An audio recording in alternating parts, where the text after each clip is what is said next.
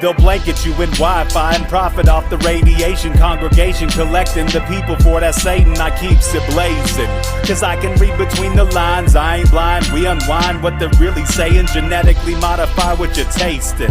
Don't need that college promise, so now you live up in your mom's basement. Redesign time so your mind is always wasted. Programmed to crave the basics. Keep the beta in stasis. Pay the state, kid. You're in debt for being born. Messengers are more than just the price for being warned. Don't be alarmed, disconnect from their machinations. Stop subscribing to the folly of all nations. Bone breaking ain't the answer, cause they seek the ownership of souls. Spread the seeds and watch them grow. Break the chains of control. Break the chains of control. Sweet eternal balance of all that is good, true, and beautiful, friends.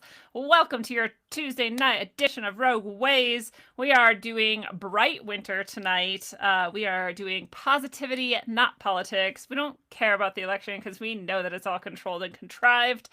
And so instead, we're going to spend some time focusing on things that are way more important than which puppet ends up in a house that is white somewhere in this weird nation that we live in. And this is what everyone is obsessed with and focused with tonight. So we got plenty of things that are covering that. And instead, we're going to cover some other stuff that's rad and fun and good and true and beautiful and also uplifting and positive. And it's not because we don't recognize that there's darkness in the world. We're not stupid, and we've all lived life, and we know that there's darkness. But it's because we want to intentionally create something even better than what they want to create. We know that they're pushing the dark winter thing, and we want to push the bright winter thing. We want to make this the happiest, brightest, healthiest winter that we can create, and we want to do that on purpose. And so that's what we're going to do. So I'm excited to share with you tonight stories of positivity, methods for uplifting yourself and keeping yourself happy during whatever is going on in your life, no matter what happens tonight or happens tomorrow or any other day. It's just another day, like whatever. And yeah, I think I lost my train of thought there, but this is exciting. I got these today.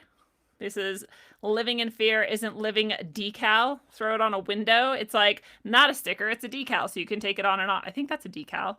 Whatever, it's a transparency thing. It's not even transparent. You can put it on the window and take it on and off again as many times as you want. So you know what I'm talking about? One of those things. Dude, they're really cool. And I'm going to start putting them up wherever I can, you know? And it's neat too, because it just so happens to have the rogueways.org on the bottom, so people can go check that out. But mostly it's just a neat, message to send to people who might be sleepwalking through their day with their mask on and wishing that something in the world was bright, and then blam! Living in Fear Isn't Living. And then if they do go to rogueways.org, like, that's cool. But I wanted to say that if any of you guys want any of these, if you want to kick me a couple bucks on PayPal, then I will send you a few of these. You can throw them up wherever you want to. They're just fun. I just get these like really good deals sometimes for Sticker Mule, and so I like to make some, random stuff. And so if you want some, let me know. I'm happy to share. Let's see who's here tonight. We got Lacey Mariposa in the chat. What's up, Lacey? We have Biggie Smollett. What's up? We have the Idiocalypse back again. Whoop, whoop. I think we might do a show together soon. Hopefully we'll be announcing that. We've got Candace C in the house. Nice to see you, Candace. And we've got Regan here tonight, as well as some other people who haven't said hi yet. Like Matt Feinberg is here. What's up, Matt? And Sue Finelli. Nice to see you, Sue. And so you guys know we're going to have people hopping in and out tonight if they want to. And you can hop in and share a happy story, an uplifting moment, a miracle that you experienced, a silver lining that you see in our future or in our present.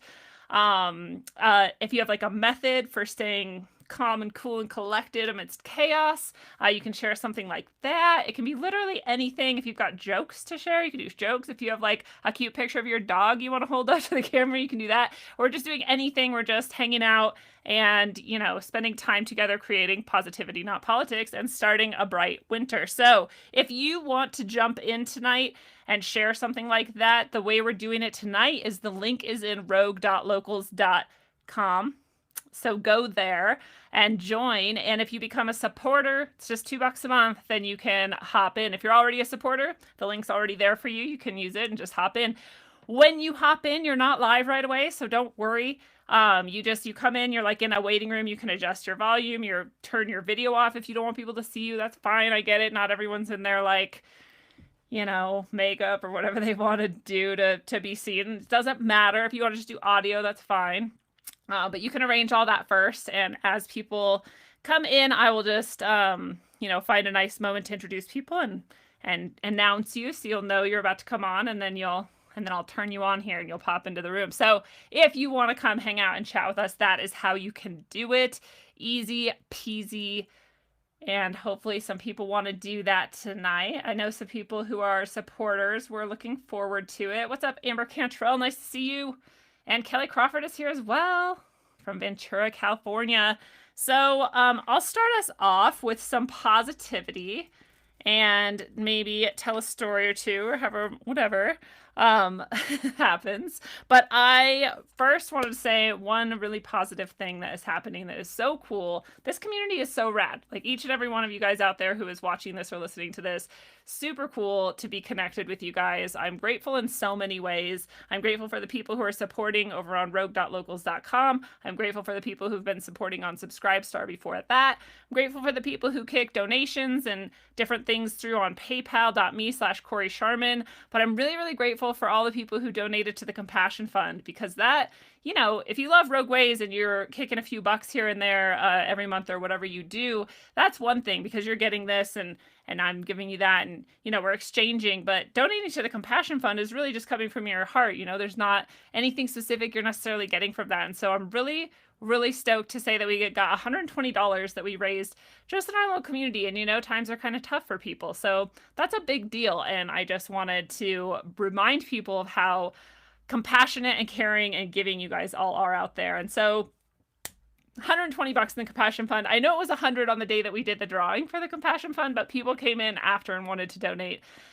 And of course, I'm going to let people donate. You can donate anytime you want to the Compassion Fund. That is going to be an ongoing thing. So super cool. That is equivalent to almost 2 tarot readings. I mean, I'm sure we could figure that out if we needed to.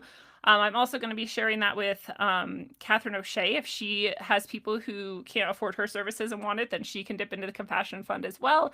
And then, like I've said, if we find a worthy cause that we all want to, get that money and donate it to, then we can do that too. And so that's also something that could happen. So anyway, that's a super bright, happy thing to start us off with. When communities come together, we can do anything that we need for each other. And that is what you guys are proving. And that is awesome. Thank you for that. Super, super awesome to see that. And I also just love that, like I said, that says about this community that we value compassion and we value service to one another. And we value connection to one another. And we value creating something that we choose to create instead of letting the dictates of society, create for us. And I think that that's really cool. So those are some positive things to start us off. I also have plenty of, actually, I'll throw them up right now, because I think they're fun. I like how it says my name twice now. But I just saw this the other day and I was like, oh, this is perfect because we're doing the positivity show soon. And so I grabbed it. And it's a gratitude scavenger hunt. And I thought that was a fun way to do it, because I don't know how many of you guys do gratitude practices, but I try to do them from time to time, especially if I'm having man, I wish I had a Ferrari. Or I don't ever actually wish I had a Ferrari, but something like that that's more like materialistic. Or if I'm just feeling crabby, but there's not really a reason why. I like to try and remember to do gratitude practices, because they just remind you of the things that you have in your life that are wonderful. And so I thought this was neat to make it like a scavenger hunt. So finding something that makes you happy. I think they're talking about an object, because it says a thing, but I don't know. But, find something that makes you happy. That's pretty easy. I'm like, oh, my chickens, right? Find something to give someone else to make them smile. This is a really good one if you're feeling like I just described, right? If that's happening to you now or it happens to you soon. This one is really nice because you get to enjoy thinking about the way that it's going to make them smile while you're picking the thing out. That's making you happy as you're doing it. Then you're going to give it to them. It's going to make them smile, make them feel good. So you're creating that goodness in the world. And then you also feel good about actually having done it. And you're like, like anyone, we feel good as humans when we see other people happy or smiling, and especially knowing that we were a part of it. So I really like number 2 a lot. It's so easy.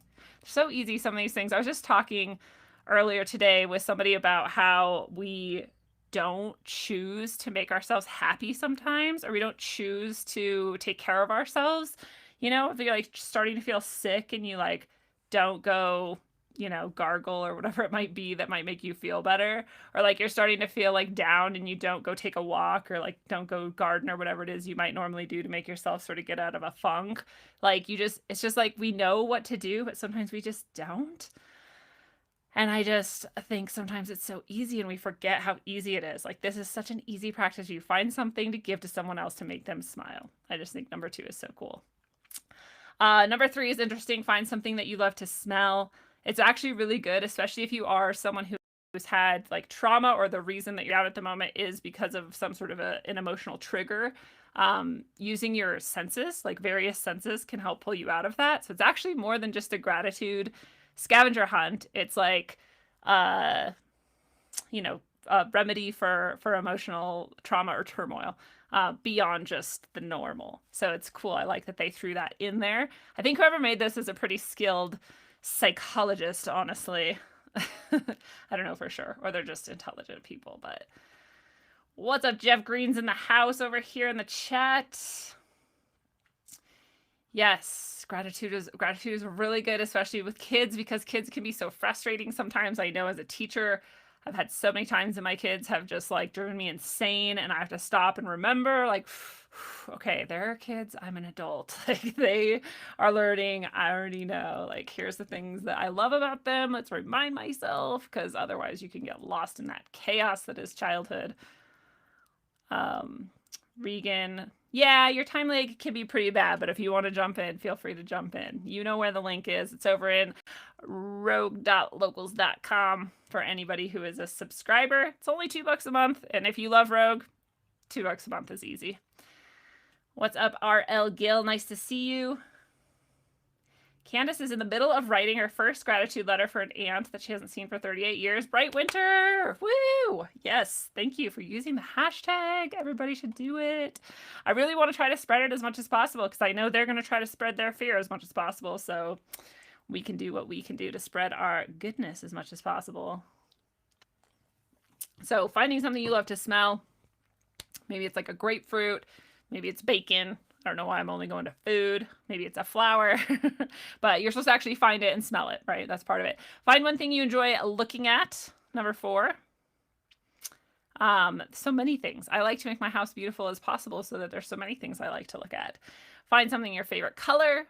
Find something that you're thankful for in nature. That one's such a good one, especially if you actually go out to nature to find it. That is such a good practice. You're not only then, you know, finding more things you love and focusing on them, but you are also getting in nature, and spending time in nature, we all know, is an effective, proven, scientifically studied method for getting you into a better mood and creating good, positive, happy chemicals running through your body.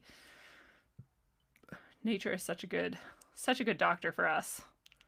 Such a good option. And it's another one of those things, you know, people will come to me and they'll be asking for help and be seeking the solution, and oftentimes I have a lot of things that I work with people on and offer people, but a lot of times I'm like, when was the last time you went and just sat in nature? And people are just like, why would that matter? Like, people are like, I don't know why people don't always acknowledge the overwhelmingly positive and healing force of nature. But it's just like we were saying earlier, it's like you can know what it is that you need to take care of yourself and then just not choose to do it. And that is something that a lot of people do. It just happens. But yes, finding something in nature is good. Finding something that you can use to make a gift for someone. Brad, making gifts for people, same as that number 2 that I really like, that you're going to give somebody something to make them happy or smile. It's going to make you happy while you're doing it, during doing it, and after doing it. It's a really good one. And find something that's useful for you. That also is cool. So there's that. I swear I'll get to stories and happy, uplifting things in a minute, but I just really like some of these a lot. So I want to make sure I get some of them in. I love this. I love this because this is how I felt all of my life, except for the brief period of time where I thought love didn't exist. That was a dark, dark time. I think I was 12. But since then, I've acknowledged, like, well, yeah, not only does love exist, but I don't know how you could ever deny that you love everyone unless you're in a very dark place of disconnection, because at some level, you're connected with every human being. And at some level, you have some aspect of love for them. You know, there's that list of like words for love that the Greeks had, and there are all these different types of love. Well, there is some type of love on there that is just love for like a stranger or love for like other people that you're not intimately connected with or whatever. Anyways, that's how I feel about this. I love you. You're probably thinking, you don't even know me. But if people can hate for no reason, I can love. I love that. I love it because it's true. People hate for no reason at all. And you can love for no reason at all. And that can be a beautiful thing. It doesn't have to be like super sappy either. It's just like acknowledging that we're all humans together. I know, Candace, I love that sign too. I want to make that sign and put it in my yard, or I want to make it a shirt. Ooh, I should make it a shirt. I'm going to make it a shirt. I love you too, Biggie Smollett. All right, we got our first person jumping in tonight, and this person is a subscriber at rogue.locals.com. Again, it's only $2 a month or more, depending on what you want to do. And so if you want to also come on tonight and share something positive, then you can go to rogue.locals.com, become a supporter for $2 a month or more as well, and get that link and jump up in here in Restream to share anything you want that is positive. And so we're going to invite Logan in tonight. Logan, here you come. Hi, Logan. Nice to meet you. Hey, how's it going? It's good. How are you? Oh, I'm good. Is there much of a lag? No, it's perfect. Awesome, good. Well, hopefully now that I've come on, it'll prompt a bunch of other folks to go ahead and jump on, right? You always got to have. I hope so. So really what I was going to share was, honestly, I think it was a lot of what you just jumped right into was kind of some of the notes I had scrolled down already, but great minds think alike. Oh, absolutely right. So I mean, it really comes down to, for me, with I think everything that not only just this year and just what we experience in life in general, I found that the best defense, in my opinion, really comes down to self-care and like how much time I'm spending on self-care, right? So the reason I say that is you know, you have situations in life where sometimes you feel like you have they call it, you know, you hear the phrase death by 1,000 paper cuts, right? You have all these little tiny little negative things just chipping away at you. Yeah. I feel like on the self-care side, it could be a combination of 1,000 of those little small things that you can incorporate into your daily routine that build you up just as easily, right? I don't feel like self-care has to turn into this giant task or this giant chore. It's finding the little things of, can I squeeze in 10 or 15 minutes outside? Can I try to get an extra quart of water in me today, et cetera, right? So I think the biggest thing that helps me with that is another thing that I've noticed is once you're into that really good self-care routine and you've really got things clicking, you know, the way you want, it almost turns you into an antenna for like when your manifestations and things are going for like that, right? Because you've raised your vibration, you've amplified yourself. And I feel like you're just that much stronger in what you're trying to achieve once you kind of turn yourself into that antenna by taking time to care for yourself. Yeah, what a good point. It's such a good point, because you can get stuck in this cycle that's like goes downward, right? But if you can interject something to sort of interrupt, and like you're saying, it can be small, it can be like 5 minutes or whatever you have to do this little thing, then that can be the interrupt that's like, oh yeah, I don't need to cycle down. I can start cycling up, and then good things start coming. You could take 5 minutes for breath work when you're in the shower. Yeah. I mean, just fitting it in when you can, really.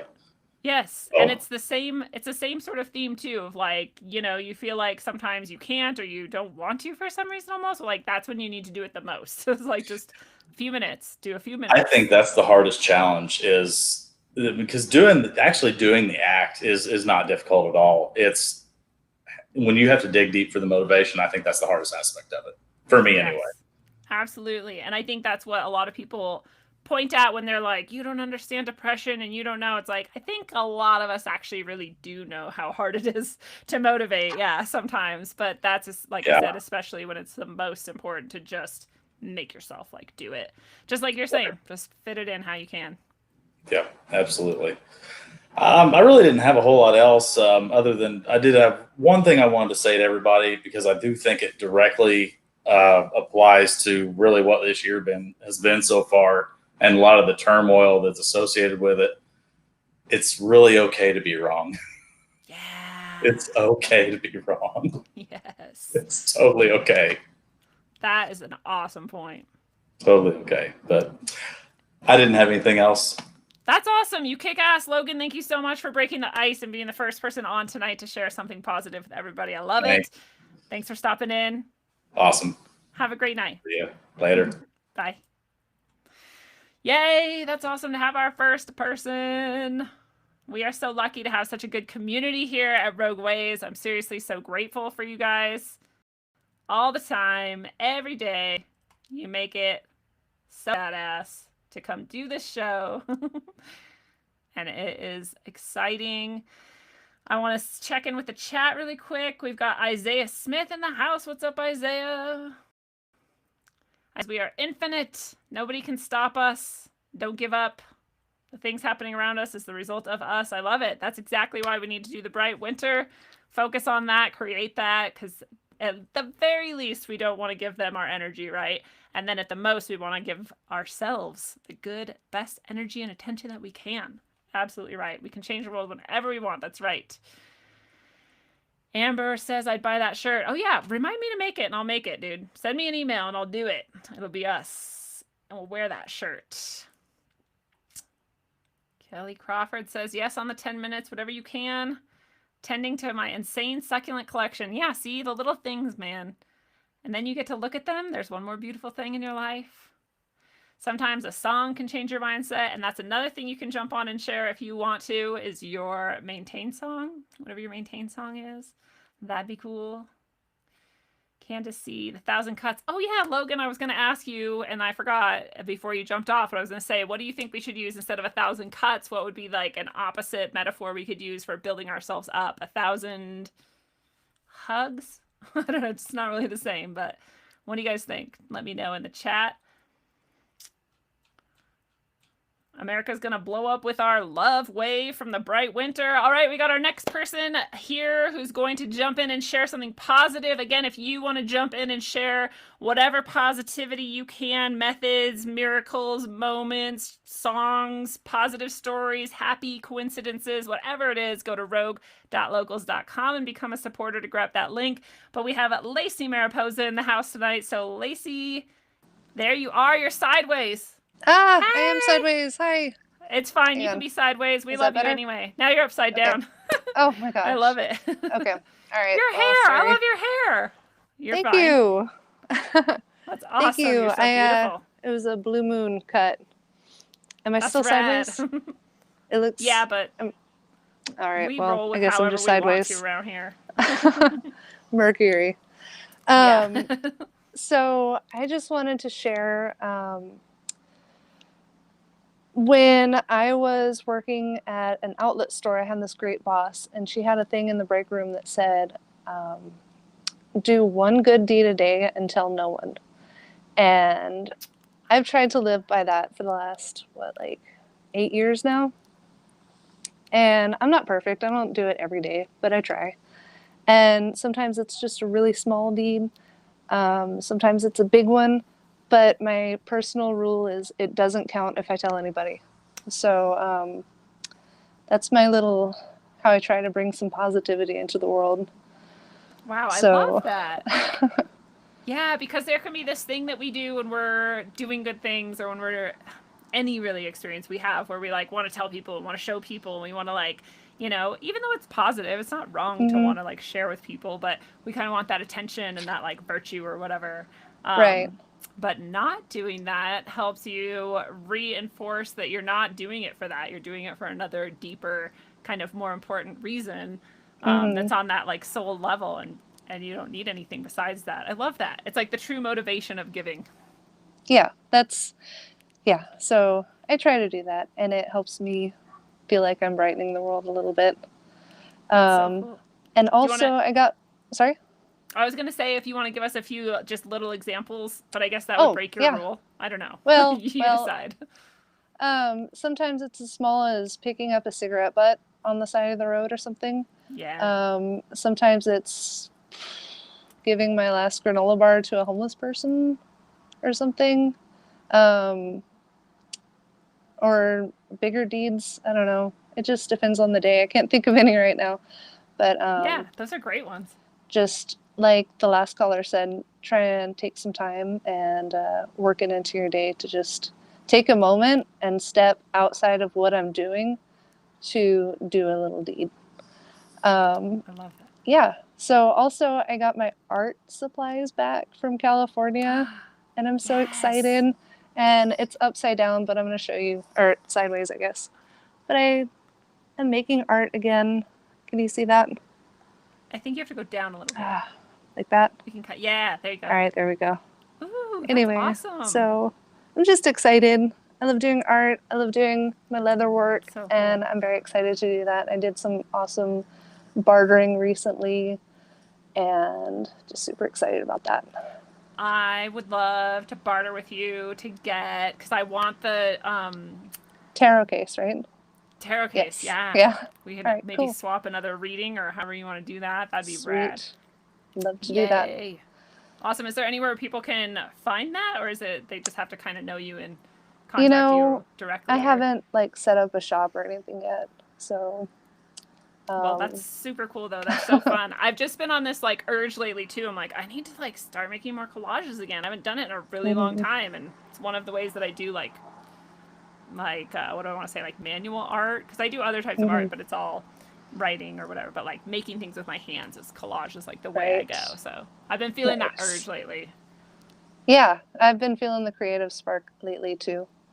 Which is another way to keep yourself positive. It is. It is. It's fun. So right. Cool. Well, that was about it for now. But thank you, Lacey. It's awesome to see you. Have a good night. You too. Bye-bye. Yay. Oh, Lacey, I'm so excited to see that leather work. We were going to, just in case you guys want to know, we were going to exchange a tarot reading and a leather case a while ago. And then Lacey, like she had said, had left her art. What am I trying to say? Stuff in California. And so she couldn't do it. And I was so sad, but we figured something else out. And now I can finally get my tarot case. That's so exciting. What's up, Nachiketa's in the house? Nice to see you. Yeah, Lacey, not a lot of people can pull off the shaved head and look so beautiful. Rocking it. Cool. Oh, we've got another person hopped in to share something positive with us. Once again, if you want to jump on tonight and help us do the hashtag Bright Winter and keep that rolling as long as we can, get some positivity up in here, help everybody get their mind on something much, much better than whatever's going on in the world, rogue.locals.com. You can go there, sign up for free. If you want to become a supporter, you'll find the link to come in here and share with us. And so we're going to invite in Matt Feinberg. What's up, Matt? Nice to meet you. Nice to meet you too, and everyone out there. You guys are so great. I see you in chat, and you guys are like the most supportive community on the internet that I've found ever. Thank you. So, I'm glad I'm not the only person who thinks that. No, it's incredible. I mean, Yay. Years of growing up on the internet. It's really dark in here. I'm sorry. Oh, I thought you were talking about the internet. I was like, it is really dark in there.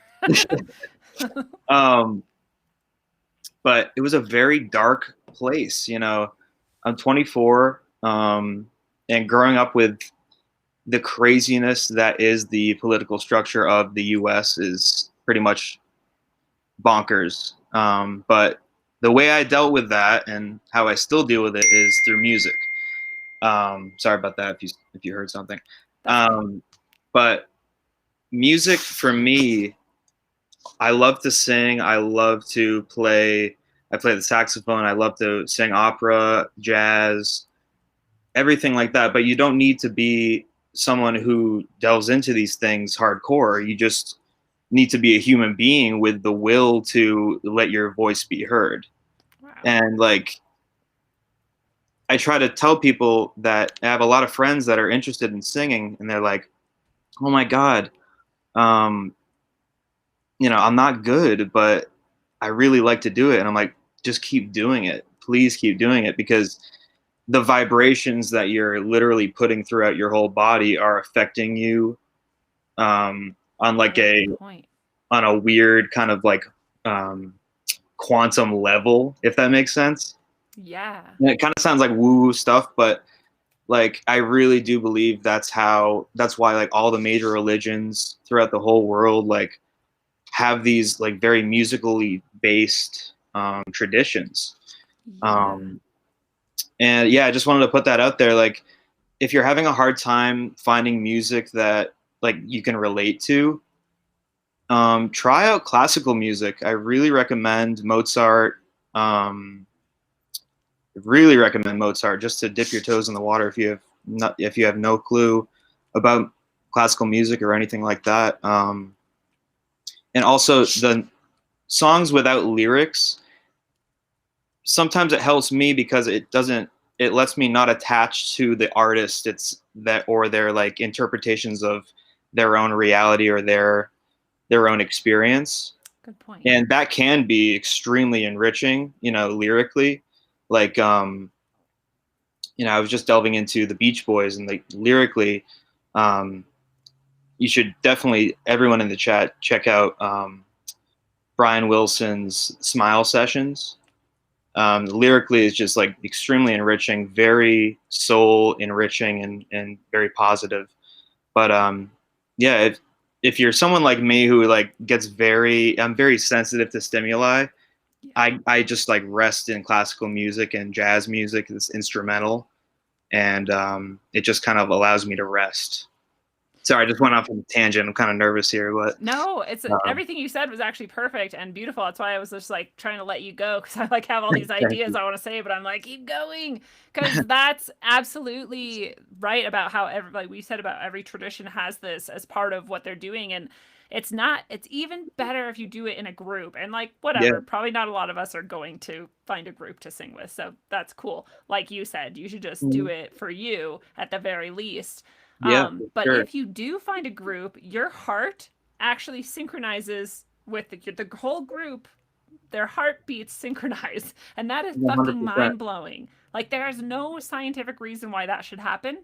They can't figure out why it does happen, and it happens. And people are like, oh, it's because you're singing the same thing, and so you breathe at the same time, and your breathing makes your heart, and that's not how heartbeats work. So that's not that. But and there's something to do, and I've been learning this, through quarantine. I've actually been taking classes, and it's been very nice. But about music theory, and the music theory is very mathematical. I'm so bad at that. Yeah. Oh, I'm so bad at it too, but I'm just dipping my toes in. It's really interesting. It really it dives deep into like golden ratio type of stuff, like really like the root of the fabric of reality, like if you want to kind of take it there. But with music theory, it's one of those things where it's one of those things like mathematics, you have to learn step by step, and everything builds on each other. And it's just like one of the most interesting, confusing things. There's memes out there. It's like, what's easier, rocket science or music theory? It's like, I don't know. It's a toss-up. But that's amazing. Yeah, I had a really close friend who studied music theory, and they would try to explain to me what to them was like some of the simplest parts of it, and I was like, I don't even know what you're talking about. And I think I'm pretty intelligent, and this is crazy. And so it just made me realize like music is one of the least as far as I'm really eclectic. I like to get into a lot of different subjects, and I'm not really great at many of them, but I'm like pretty decent at most of them. And music is one of the things I just have never been that exposed to, and I think it's a failing of our society. Not that I blame them. I can at any time choose to remedy that, and I haven't yet. But I do think it'd be cool if we focused more on it. And a lot of people in the chat are bringing up the 432 tuning. Do you have any thoughts on that in regards to music? Yeah, is that the Schumann frequency? I think so. Yeah, I know it's at least just not the one that they turned it to like reduce harmony or whatever. And if you look at it in the cymatics, it's more balanced and beautiful or something. Oh my god, you could do and I'm sure a whole that you have had people on talk about cymatics before. Well, I have someone I've been trying to get on for 2 years who's like an expert in it, but they're really hard. They're like a mad scientist, so it's hard to pin them down. Yeah. That would be amazing. I mean, cymatics is extremely interesting. There's certain theories about I believe this ancient site called Adam's Calendar, where it's basically lined up perfectly like a sundial, but it has these cymatic designs that played at, I believe, an F sharp. It makes these patterns in the sand, and the ancient site is like specifically designed on that pattern. So one theory is that somehow these ancient civilizations got together in a circle, started singing, chanting, and basically chanted their civilization into existence. Yes, that's part of the Tartaria idea too, with what these giant spires and like amazing buildings were, that they were actually like harnessing the singing that they were doing inside and sending it out or bringing it in or whatever. But I love that idea. I love it. Yeah, I love that too. And I kind of like rediscovered music through this whole quarantine, because I was just a really like spiritually numb, I'd say, you know, because there was an instance in my past where I was scared to kind of explore my more spiritual side, because it brought me to a point of where my reality was very twisted. Let's just say that it was warped. And I was kind of scared to, you know, I feel like I'm a very empathetic person and very sensitive to stimuli. So I have to watch what I do. So I've developed a certain regimen or technique, I guess, of living my own life. Obviously, that kind of, it does protect me from these things, but not in a detrimental way, if that makes sense. Yeah. You're just organizing it in the way that you need it to bring it in so that it can be good and true and beautiful for you. Yeah, it's a work in progress, and if I just had one message to say to everyone, and you, Lindsay, you know, we are all, you know, this beautiful consciousness that is living this human experience, and I'm grateful for everyone out there. And I'm grateful for this show and for you, Lindsay. Thank you so much for having me. Thank you so much for bringing that beautiful message to all of us, and have a wonderful night. You too. Take care. Bye. Wow, such good colors and participants tonight. You guys make it so easy to have a show about positivity on one of the silliest nights of the year. It's awesome. Yeah, that whole tangent that you brought up, Matt, with just music and how it can make you feel and the vibrations of it and all of this that could literally be multiple, like, many hour-long shows that we do. And I do want to still get our cymatics expert on. He's such a badass. If you want to go check him out before I get him on, his name is David Schiermeyer. And he's on Facebook, and he does amazing work. Claude Furry was actually a friend of the Rogue Ways show way back when he brought him up, and literally since then, I think it's been like 2 years, we've been trying to connect. And it's just, like I said, he's a mad scientist, and it's hard to pin a mad scientist down for an hour or two or any amount of time really at all. And but it's gonna happen. This is gonna happen at the perfect time. But it's true. Our vibrations, our voice and the sounds we make are vibrations, and that affects, its energy. It's basically matter, because matter is basically energy, and it's affecting everything around us. You can't really deny that. And especially if it's coming from you, it's going through your whole body, and it's creating with it. You know, that work of Dr. Emoto, which a lot of people love and a lot of people don't, but with the ice crystals and, you know, putting frequency and vibration into water through what we say to it or the words that we put on the water's container, and then, you know, looking at the crystals when it's flash frozen and seeing the patterns they make, all the negative energy, all the negative words, all the negative sounds that we made at it, made these disrupted, disharmonious crystals that were broken and gross, and all the beautiful ones that were like, I love you, and, you know, gratitude and anything positive was making these beautiful crystals. It was just like cymatics, but you could see it in crystal form. And, you know, I think in all of our traditions, like Matt brought up, we have singing for a reason, because it does something great for us. But we also have, in all magical traditions, we have like the magic words, and we have certain things that you're supposed to say and the way that you're supposed to say them. And that's supposed to create, the spell and literally create something. And so we have this idea embedded in science, in religion, in magic, in all sorts of aspects of our culture, that the sound we produce and creates things. And it seems like almost so simple that why do we even have to wonder if it's true or not, but apparently we do, because materialist science says, I don't know what, because I don't know how you can deny cymatics, but whatever. People think it's woo-woo. Lavendra Unicorn is in the house. What's up, Lavendra? The topic is just positivity. We're doing bright winter. We're making the brightest winter we can. We're going to put all our positive vibes out. We have people coming onto the show from rogue.locals.com. If you want to come on right now and tell us something happy or positive anything, could be anything at all. There's something positive or happy that you have that you want to share with people.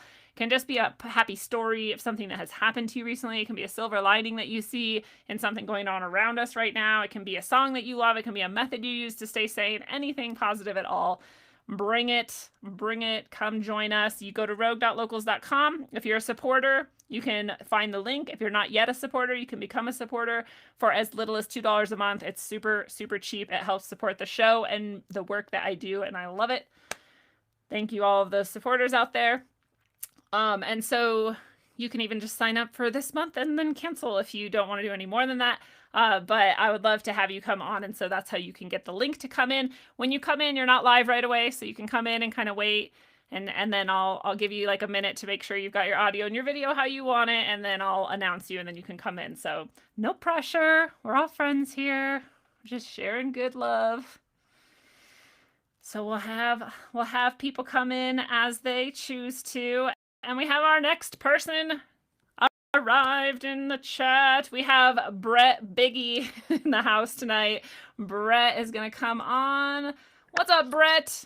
You're Hey, also Liz, how are sideways, you? but that's how we roll. I'm great. How are you? Wow, that is really tight on my face.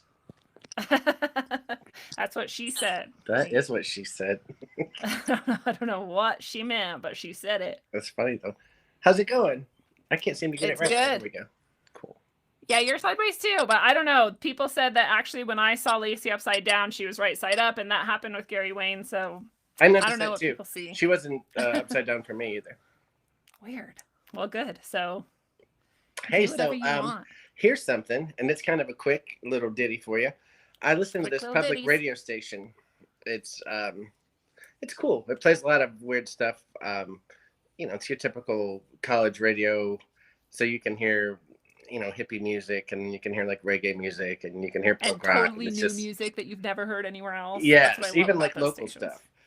But there's this DJ, this young lady, and she's a Middle Eastern chick, and she's got a very unique name, and I can't remember what it is, but it's something I'd never heard before, or I would give her a shout out. But anyways, I just happened to be listening to the program the other day, and as she's getting ready to sign off, she says, I want you to remember, if you're doing your best, then you're doing great. And I thought, my God, what a wonderful thing to say to people. Aw. It's so rare that people are encouraged just to do their best.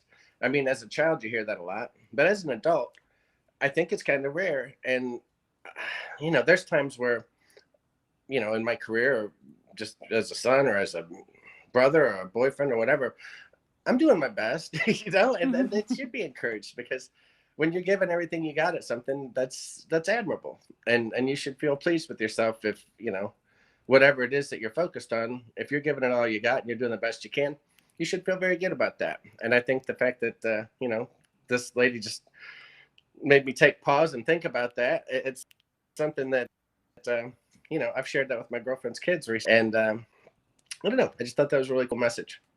I love that message. I love your point that like we used to be told that all the time and then no one tells us anymore. And it's kind of No. sad. It's like when you're a it's kid. not about effort. It's all about what the end result is. I mean, especially, like I've been in sales, so when it's a productivity type of situation, I mean, that's what you're measured by. But realistically, the effort you put into something, that counts. And Yeah. even if I'm at the grocery store, let's say, and if I'm lucky enough to get a live person to go through the, checkout process with, if they're pleasant and they do a nice job and they're efficient, I always compliment them because that matters. Like I let them know, like, hey, I appreciate how well you do your job. And I think That's a really good point. I think that's a little thing that we can just do in life that doesn't cost anything. It's simple and you can make someone's day. People like to be recognized for doing a good job. It's absolutely true. And it's also, people don't really understand, I think, that positive reinforcement is something like, I'm going to get it wrong, but it's something like 80 times more effective than negative reinforcement. So if you just say to someone, oh, good job, I like the way you did that, they're like, oh shit, I want to do that again then. Like, I want to keep doing that. And if you're like, why the fuck didn't you do that right? They're like, I never want to do this again. Never even going to try again. Like, so you're right in multiple ways. It makes their day better. It's a nice thing to do. It makes people feel good, but also like keeps things functioning smoothly for a really long time.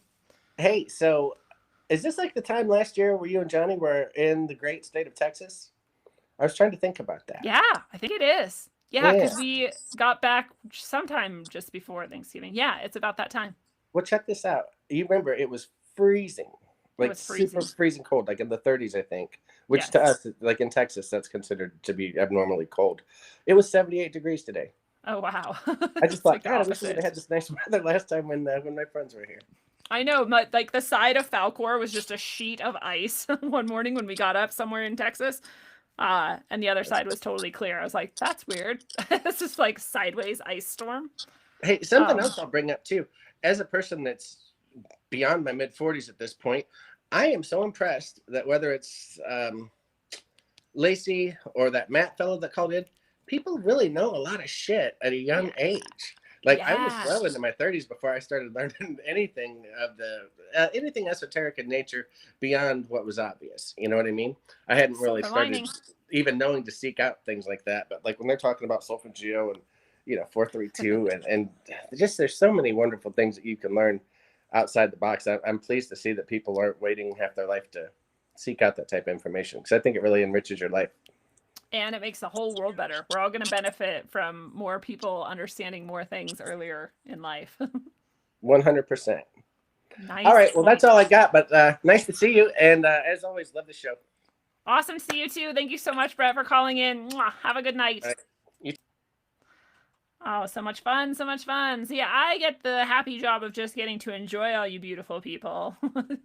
So good. Let's see what's going on in the chat. I love that point that Brett's making about complimenting people, like in addition to what he was saying, like sometimes I just, especially if someone looks kind of stressed out or like they're not having a great day, I just pick something about them. I'm like, hey, I like your blank. I like your purse. I like your hair. I like your style. In a way that hopefully doesn't make them feel like I'm creepily hitting on them. But yes.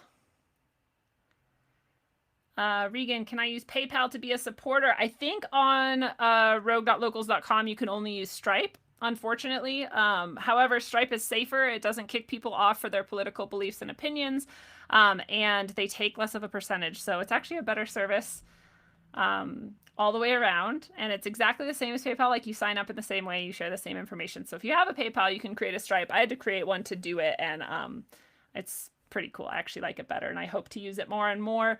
So yep, Stripe it is. And that's why they chose Stripe, because Locals only is committed to not being censors. And so they chose a payment processor that is also committed to not being censors.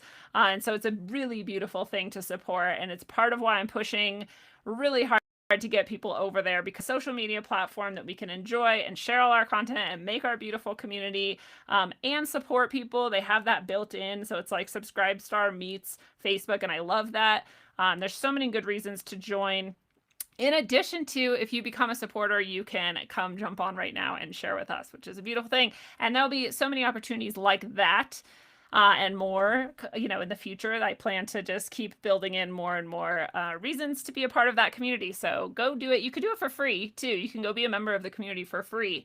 But to come chat tonight, you want to be a supporter. It's $2 a month is the minimum. It's pretty cheap. I believe everybody can afford that. And especially if you've been loving Rogue and getting value out of Rogue Ways, then there's every reason for you to give back $2. Plus, as I've said multiple times, if you feel like you can't afford that legitimately and you really want to be a part of that, we have the Compassion Fund for exactly those reasons. So let me know if that is you. You can always email me privately and we can try to set something up or whatever it is. But yes. But yes, Candace points out there is a PayPal link in the description of the video, and if you want to just support the show, as in send in a donation, or if you want to send in a couple bucks so that you can get some Living in Fear decals to throw up on some windows or cars or whatever you want to throw it on, then you can send the money there, and you can also buy my books that way. If you want to send $17, you can get a copy of Earth, A Trough in Time, or Sine Curve of Aeons, Vitalis. Both of them. Yeah, we saw a storm in Texas. Wasn't that crazy? It was like it was right now. I'm glad Brett brought that up because I forgot that was right at this time period. And what a big difference. It's 78 today. But yeah, we woke up in the morning and the truck was covered in ice. I actually was wearing shorts because we had just come from like Louisiana or whatever, and driving across the coast, and it was hot. And then we got there into Texas and it was like 30. And I was like wearing shorts and a tank top and sandals. And I was like, oh shit. And then like the snow came. I was like, it's fucking snowing. What the hell? But it was funny. It was fun. We got to see our friends. I can't wait to get on the road again. Road trips are some of my favorites. If you like road trips and you've never watched the Rogue Ways road trips, there's a whole playlist of all of them in order. Went all over the continent. They're pretty cool.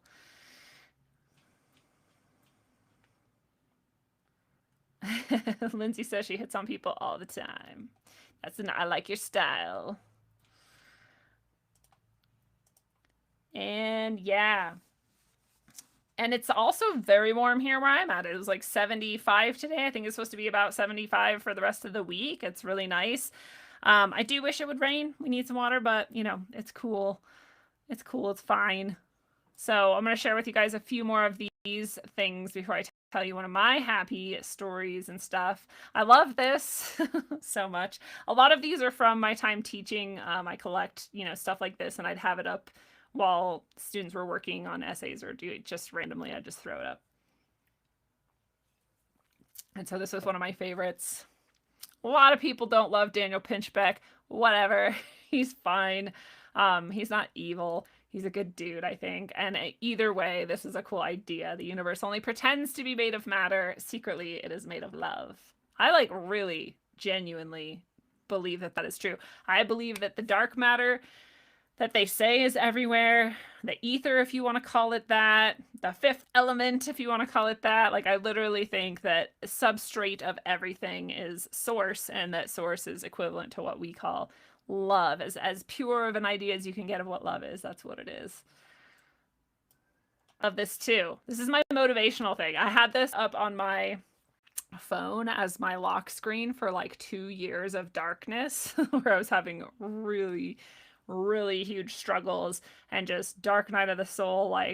And honestly, this time period is what led me directly to all of this that I'm doing now, and leaving teaching and everything. But it took a lot of tower shaking, just destroying my tower, and in order for me to recognize that I wanted it to be destroyed so I could go rebuild something better. But this was my maintain mantra through that time.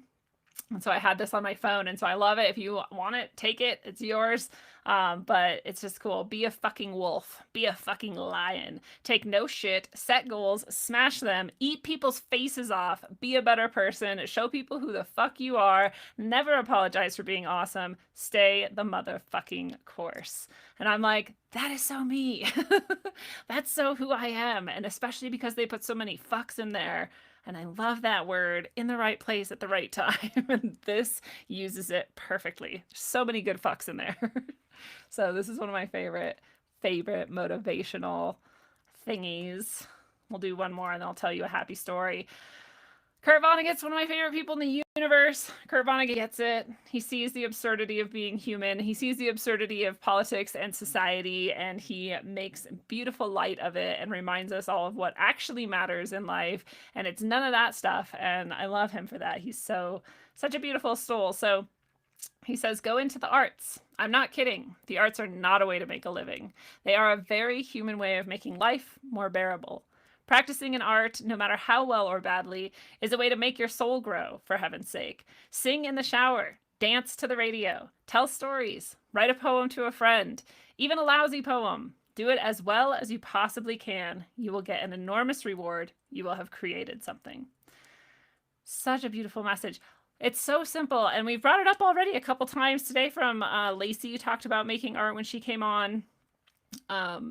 And we talked about making music, singing. Like, these little things are something to remind yourself of, again, why you're here, which is Kurt Vonnegut's whole role. That's all he does, is to remind us what we really are and why we're really here. And it is to create, right? It's to create connections with each other. It's to create our soul ever more beautifully, to peel off all the bullshit that isn't our soul and just leave it as bright and shiny and beautiful as it is. And to just create whatever we can. And so I know a lot of us do. A lot of us in this community are just artists, and I think that's part of what got us here, is where we look at things a little bit differently, perhaps, or, you know, whatever that little creative spark is, we still have value on that in our lives. And so I think a lot of us are creating, but we could have added it to that list that we did at the beginning of the show of like things to do. The gratitude scavenger hunt is create something, or maybe it was on there. Anyway, I love this point. And you know, the whole coloring craze that came, and a lot of people like poo-pooed it and were like, oh, this is just all the sheep running to do the fucking trend, and like you know, people have to criticize like everything they can. And perhaps there's some things to actually look at it, like why it became so popular, or was it manipulated, or whatever. But one of the really cool things that came about from that is that a lot of people who suffer, you know, from anxiety or depression, or, you know, have some trauma that they're dealing with, realize that there's this really simple way to reconnect with your present moment and to get out of this cycle you're in, and it's coloring. And it's actually a tool that you can use, you know, and it's another one of those things you can just like pop in for like 5 minutes, do a little coloring, and it just brings you right to this moment right here. It's so simple. It's just one of these very simple things that you can do. So as much as you may want to look at that and find things to criticize or point out legitimate, possibly, you know, control that was going on or whatever, there's also some really good that came out of it. And it's just another really simple thing that we can do.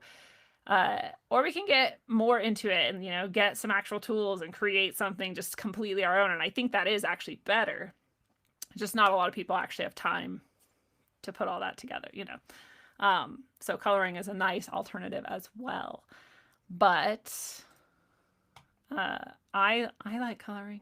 I have a bunch of color books. I have a huge amount of markers, or not markers. I actually have a huge amount of markers too. I have a huge amount of colored pencils.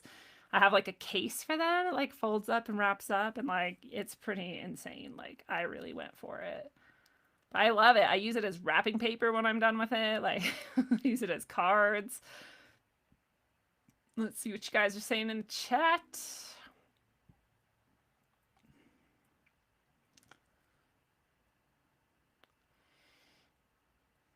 Pinky out. Yeah, I don't know why I pinky out when I drink, but it's just like 90% of the do. I have no idea where that came from or what it is, but I swear I'm not fancy, as you may have noticed. Space Busters did a good video about ether. I keep meaning to check them out, Nachiketa. Thank you for the reminder. Hopefully I do it. The Akashic is in the ether. You know what I'm talking about. You know what I'm talking about.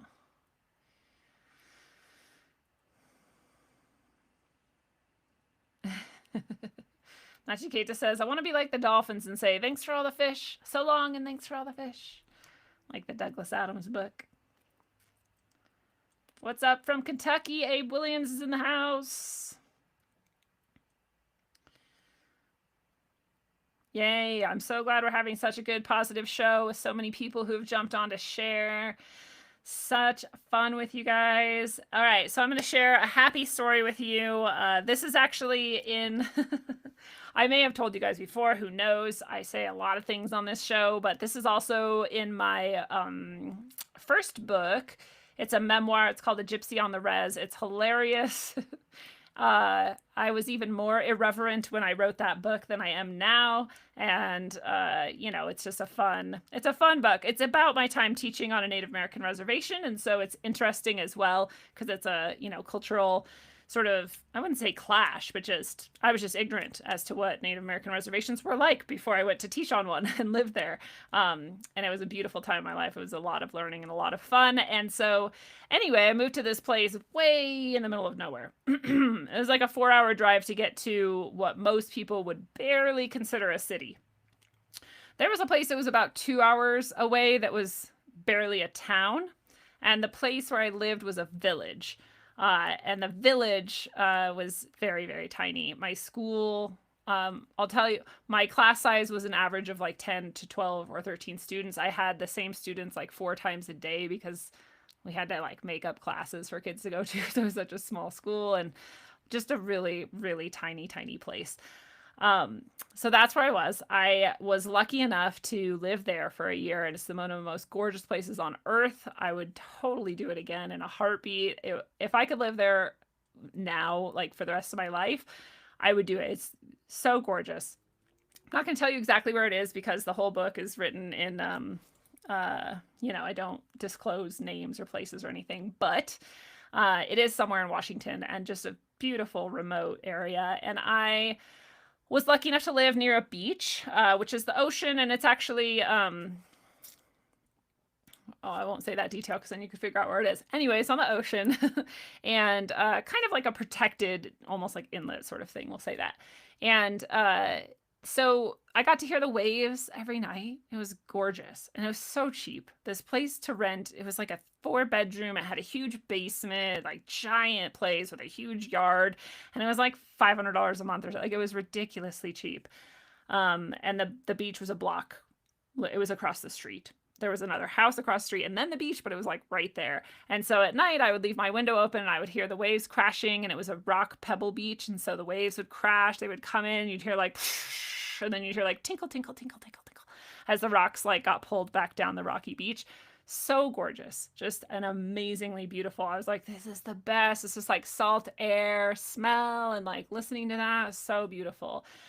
And I would take a walk every day. I had this little tiny shitty dog, and I would take him. He's cool. I just call him a shitty dog because he's one of those dogs that never stopped barking because his like brain was too screwed up to understand that you don't have to constantly make noise at everything you notice in the world.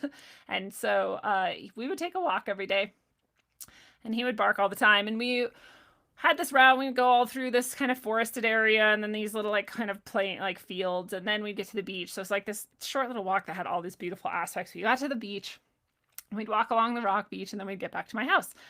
And one day we were walking, and I saw shoot up from the water, and I was like, whales! And there was this big whale out in a bay, and I was like, holy shit. Like I'd seen whales my whole life because I grew up in this region in general. But I'd never seen one that close, and I was all alone. I was like looking around for people to be like, look, the whale, but no one lives there, so it's always empty no matter where you are. There's like nobody. So I was just like, oh god, it's and this is when cell phones were very new-ish, like not new, I shouldn't say, but like they weren't smartphones. Like we had just upgraded from like black and white screen and no like barely emojis to like some people had like smartphones. Anyway, I couldn't really take pictures or video even, so I was just like, this is just for me, like I'm all alone. No, that was like part of what was really cool about it. And I was just like overwhelmed by this, and then I kind of looked over and I realized something was just like flapping around in the waves or whatever. I was like, what the fuck is that though? And my dog was like barking at it, but he barked at everything, so I didn't really think of that. It didn't seem that important or distinguished from any other time.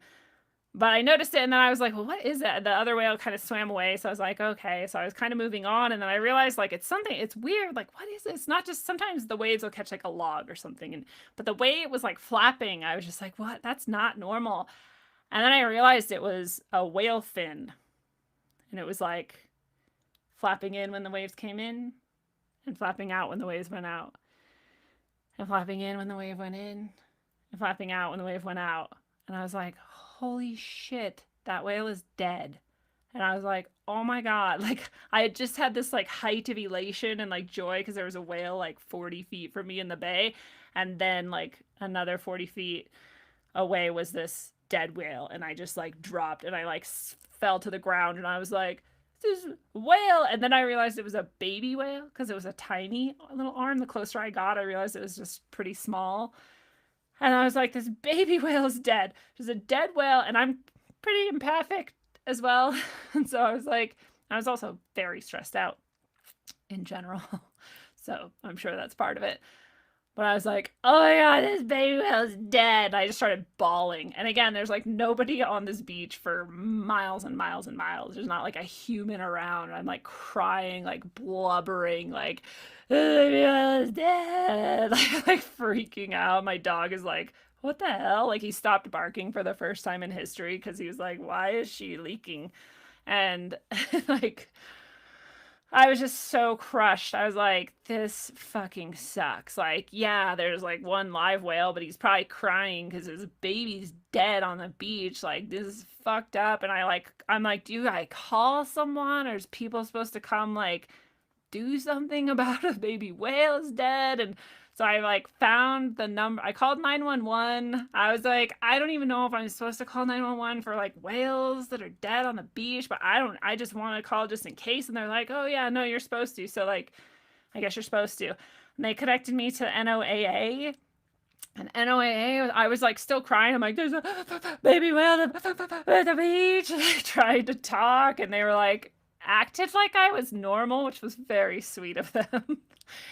And I'm like telling them and they're like, well, where are you? And I told them and they're like, so is it like rotting yet? And I'm like, no, it's like freshly dead and whatever. And and then I just saw like it just like shifted and it like wiggled its tail and it's like kept wiggling and it got like out into the water and it just like swam away. And it wasn't dead at all. And it like blew up its little plume and swam the fuck out to ocean. And I saw it like join up with the other plume. And I was like, oh my God. I was like, that baby whale is alive. So I went from like the height of joy to like the depths of depression to the height of an even higher joy in this like tiny little space. And that may have sounded like a sad story for a minute, but it's actually a very happy story because I didn't know that baby whales would come up and they're actually like fishing for krill. And so his arm was flapping like that because his other arm was down in the rocks trying to like fish shit up that would like come up to the surface and it could just eat it. It was like lazy eating. And like it was actually a really cool thing to be able to witness because probably not a lot of people in the world have seen that exact thing. And also the baby whale lived. So it was actually a happy thing. It also taught me like when you freak out and you think you know what's going on, you may not actually know what's going on, and there might, the baby whale might actually be alive and you might be too ignorant to know that. And so you probably shouldn't just start freaking out and crying just because you assume the worst, right? So many lessons wrapped up in this tiny moment. And again, my dog the whole time was just like, I want to eat whatever that is. And then like, oh, why are you crying? And they're like, okay, we're done now. Like, I love how dogs can just deal with anything and move on with the moment. Animals are so good. They're so good to us. All of that had nothing to do with Kurt Vonnegut art. I just left that up there for fun, I guess. But there's a happy story for you. Check out what you guys are saying in the chat. My mouth shall speak the truth has shown up. Nice to see you again, as always. Poor little whale. I know, I thought it was dead. It wasn't dead. I mean, I'm sure whales die, like, obviously, but, like, I'm pretty glad that that one was alive. I was very lucky. Yeah. I know, it was a little miracle. It was so sweet. And it was there with its mama whale, and, like, that was happy, too. And I'm so lucky to see whales one day and learn how they feed and get to talk to Noah. Like, it's pretty rad. But... yeah. And they were like, we actually get a lot of calls like these every year. I was like, really? So I'm not the only crazy person who cries about whales on the beach. And I don't know. It also really like inspired me because like I said, I was actually very stressed out. I was starting my first year of teaching, which is a just insane thing for anyone to do. And they just kind of throw you to the wolves. And it like inspired me to like, dude, if that baby whale can just like chill by itself on a beach and like roll around and like swim away and get its own food, like I can fucking teach middle school.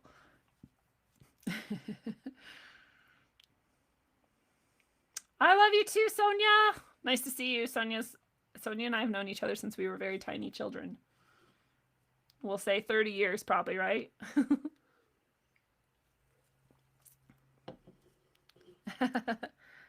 Lacey says she looks for shells just like the baby whale looks for krill flopping around in the sand. I love it. Thank you. Sonia says I can teach anything. This is part of what I love about this show is I feel like I get to do some of my teaching stuff, but with y'all. All right, let's look at another. Oh, I love this. I love this. I don't know if you guys have seen this before, but it's humans are adorable and the supporting evidence for that statement. And it is awesome. Humans say ow even if they haven't actually been hurt. It's just a thing they say when they think they might have been hurt but aren't sure yet. That's true. I do that. Ow! People are like, what? I'm like, nothing. Number 2, humans collect shiny things and decorate their bodies and nests with them. The shinier the better, although each individual has a unique taste for style and coloring. It's true. I love it. It's like how we look at these birds, you know, who collect things and make their like colorful nests, and we're like, the birds are mating. Like this is like that point of view, but of humans. Number 3, humans are not an aquatic or even amphibious species, but they flock to bodies of water simply to play in it. They can't even hold their breath all that long. They just love to splash. We do. Lacey was just commenting on that. Number 4, when night falls and the sky goes dark, humans become drowsy and begin to cocoon themselves in soft, fluffy bedding. I do it. Number 5, some humans spend time in each other's nests, just for fun. It's not their nest. They just like visiting each other. Don't you like going to other people's nests? I sure do. Number 6, some humans use pigments and dyes to make their bodies flashy and colorful. They even attach shiny dangly bits to their cartilaginous membranes. Number 7, humans are very clever and sometimes adopt creatures from other species into their family units. They don't seem to notice the obvious differences and often raise them alongside their own young. We do. Even chickens. People have pets that like you would never even think should be pets. They have like spiders as pets. Number 8, if a human sees another creature in distress, they can commonly be observed trying to help. Even at their own risk, most humans are deeply compassionate creatures. That's true too. Dude, that's some of the stories I should have got from y'all. We'll do that another night. Just like hugely courageous, amazingly heroic acts of kindness, especially for strangers. Like, people are amazing. Number 9, if a human hears a particularly catchy sound or tune, it will often mimic it, even to the point of annoying themselves. I had a song stuck in my head today that was like, oh, it was that Danny Boy song. And I was like, where did this even come from? Like, where? I probably haven't heard this song for like 30 years or whatever. And luckily, somebody saved me and sang me a different song. And I was like, okay, yeah, that one's better. Number 10, sneezes are entirely involuntary and completely adorable, especially when the human in question becomes frustrated. Number 11, humans love treats, some more than others. Many humans will save these treats specifically for a later date when they are in need of comfort or reassurance, i.e. pickles, Pop-Tarts, popsicles, etc. Number 12, they are learning to travel in space. They can't get very far, but they're trying. So far, they've made it to the end of their yard and have found rocks. I love it. I know a lot of us don't believe in space, but it's still a fun list. Stay close to people who feel like sunshine. For real, do it. It's a good rule of life. Your vibe attracts your tribe. If you're going to spend time with people, they may as well make you feel good. Obviously, some people are having a bad day or whatever, and we all go through shit. But in general, you want to keep the people around who make you feel nice and shiny.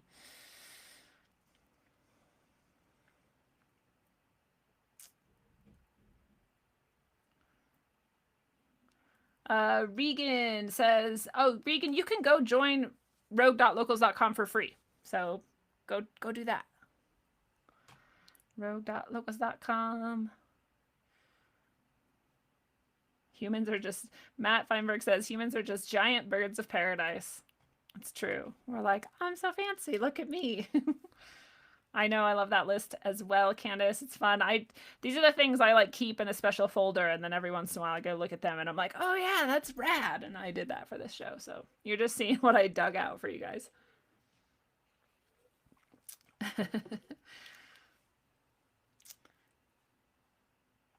Biggie says, newsflash, Kanye and Vermin Supreme are neck and neck. That'd be a rad race, dude.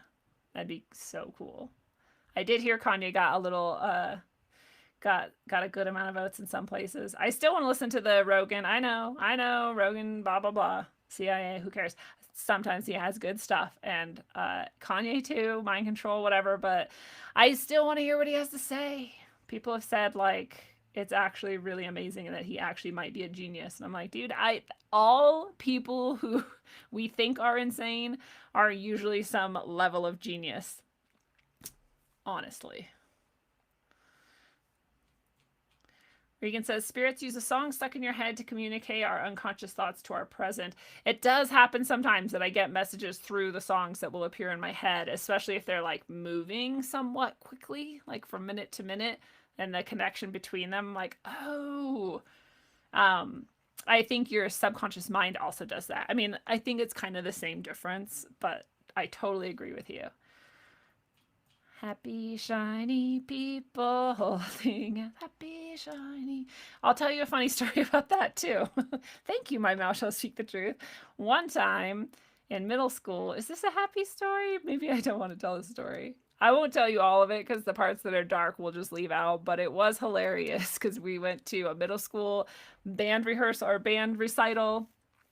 Or maybe it was like a talent show or it was like the choir or something.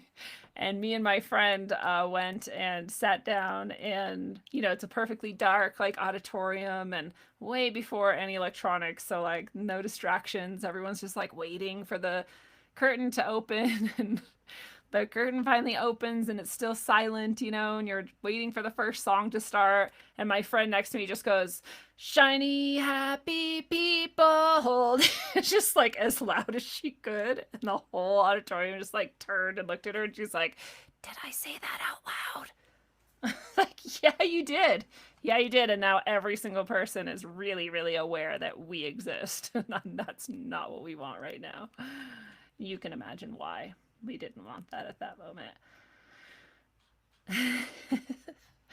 All right, I'll tell you. What time is it, guys? All right, I'll tell you another happy story. Oh, this story is really sweet. This is not my story necessarily. It's my sister's story, but my sister was working in a city in Washington, Tacoma, Washington, if you know where that is. It's a pretty big city. And she's pretty centrally, like, towards downtown, you know, like it's a pretty, maybe she's actually in downtown. Anyway, she was right off of a very, very busy road at her workplace, which was in a house, but it was a business. But it's on this street and this road. It's a 6-lane road, you know, 3 one way, 3 the other way. Very busy 6-lane road. There's people and sounds and cars and whatever. And this night is it's at night and it's dark and it's like storming and raining like really hard. And if you've ever been to the Pacific Northwest, then when I say hard rain, you know what I mean. It's actually hard rain, not just what these pansies think is rain and everywhere else. But like, you know, it's pouring rain. And just she's working and for literally no reason at all that she can think of. Very out of character. She had never done it before, and she'd been working there for many, many months. She just went to the door and opened it. She had no reason to. She didn't question even why. She just went to the door and opened it. She just did it. It's just, I don't know if I can relate to it because I'm like, there's times where you like kind of feel like you should and you like think about it for a long time. You're like, I don't know, why am I even thinking that I should do this thing? And okay, I'm going to do it. It wasn't even like that. She just like went and did it. So clearly, you know, soul level something like had that in control. She opened the door for no reason. And then she said, why did I just open the door? And then she saw something running through traffic towards her. And it looked like just a clump of garbage, but it was moving too intentionally and quickly to be a clump of garbage. And so she was peering at it like, what is that? And cars like barely missing it and like horns and like rain and chaos and nighttime. And she's just like, whatever that is going to die. And she's like, don't die, you know, like still doesn't even know why she's standing there. This thing makes it somehow across 6 lanes of busy traffic, and she realizes it's a cat, and it just jumps into her arms. This is an absolutely true story. Jumps into her arms, sopping wet cat, just like shaking and like scared, and just jumps into her arms. Why was the cat out at night on its own in the rainstorm? Nobody will ever know. Why did it cross 6 lanes of traffic right at that moment? Nobody will ever know. Why did she open the door and wait for it to jump into her arms? Nobody will ever know. What cat jumps into anyone's arms? Especially in the middle of the rainy, trafficy, whatever. That doesn't happen. Cats don't act like, I don't know any cats that act like that. This cat jumped into her arms and she was like, oh shit. And she like shut the door and like brought it in and started to clean it up and didn't get scratched by it or anything. And that cat was like her fucking soulmate. Like this cat, I can't even describe. This cat and her were like soulmates. This cat, obviously, right? You're like, duh. Like the cat like found her. She found it. They both had to do crazy things at the right time in order to connect, and they did, you know? Like that's soulmate shit. This cat was her soulmate. This cat, she ended up having the cat for like, God. And the cat was already a couple years old, but she ended up having it for another like maybe like 12 years, like a while. He had a fucked up leg, so we called him Peg Leg. His name was Peter. We named him she named him Peter. So we called him Peg Leg Petey. So the cutest cat, I don't know, that type of cat has like a smushed face. Is that type of cat with kind of long gray fur. Super cute cat. He was kind of like ornery. He like did not give a shit really about anything except my sister, who he loved, like adoringly loved. Like nothing. Like I've never seen a cat love a human in this way. Super soul connection, this cat. When my sister moved to Hawaii later, she couldn't take him with her. She was just visiting. I don't remember, but for whatever reason, she was going and she couldn't take him because there's this long quarantine process if you take an animal to Hawaii, and it costs a lot of money. And she thought she'd come back, you know, within a few months or so. So she just went and left him with me. He cried nonstop, like I mean, the whole many months that she was gone. He would just meow like the saddest meow you've ever heard, constantly through that whole time. I would like call her, I'm like, you have to come back. You're breaking this cat's heart. Like it needs you. It's not just like a normal cat. And she did finally come back and he was much, much happier. But they were like soulmates, and he got her through some shit. She got him through some shit, and like that shit is rad. I just love, this is the world we live in. Like that's a real story that actually happened. And this is our souls on that level are arranging these things, you know? And it just reminds you that like, there's a lot of meaning going on here. There's a lot of purpose going on here. We all came here for a reason. And there's such beautiful lessons and moments embedded in that. I love that cat. I love that cat more than is rational. It wasn't even my cat. But yeah, that's a true story there. Peter the cat, I wrote a song about him. I write a song about every animal. Someday I have to write a song about my chickens. I don't write a song. I just make up like a little jingle. You know what I mean? It's a silly song. Idiocalypse asks, have I read the Armor of God prayer? Pretty great and calming for right now. Get as esoteric about it as you need to. Well, I'm going to find it now and we're going to look at it. Because suggestions from you are probably rad. Where were we? Okay. We're going to find Armor of God. Is that what it is? The Armor of God prayer. I'm guessing it's in Ephesians 6:10. Okay, yeah, we're going to read a prayer. So this is Ephesians 6:10 through 18 in the New International Version. If you're not a Christian, it's okay. You're still allowed to listen to prayers. It's going to be fine. All right. It says, finally, be strong in the Lord and in his mighty power. Put on the full armor of God so that you can take your stand against the devil's schemes. For our struggle is not against the flesh and blood, but against the rulers, against the authorities, against the powers of this dark world, and against the spiritual forces of evil in the heavenly realms. Therefore, put on the full armor of God, so that when the day of evil comes, you may be able to stand your ground. And after you have done everything to stand, stand firm then, with the belt of truth buckled around your waist, with a breastplate of righteousness in place, and with your feet fitted with the readiness that comes from the gospel of peace. In addition, take up the shield of faith, with which you can extinguish all the flaming arrows of the evil one. Take the helmet of salvation and the sword of the Spirit, which is the word of God.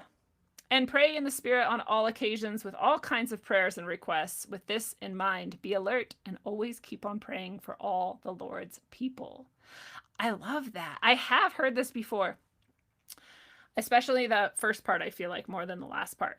But I love the metaphor in general. Like you have to do all of this stuff in order to be what you need to be, in order to stand your ground, in order to stand against what you see as evil. Like you can like take out all the like Christian context if you want, and like the principle still stands that like you have to have faith in yourself and your spiritual beliefs, whatever you think of as God or, you know, the etheric or heaven or whatever.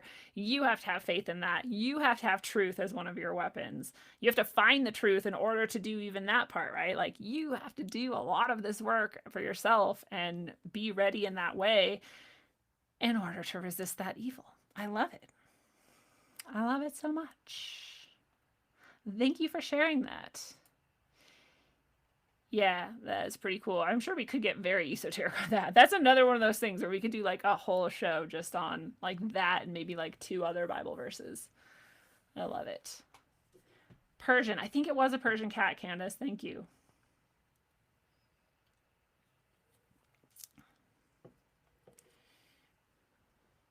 Yeah. Oh, that's another good point. My mouth shall speak the truth, is that it points out that the enemies are the authorities and the government, basically. Very good point. I noticed that too. Against the rulers and the authorities. It's absolutely true.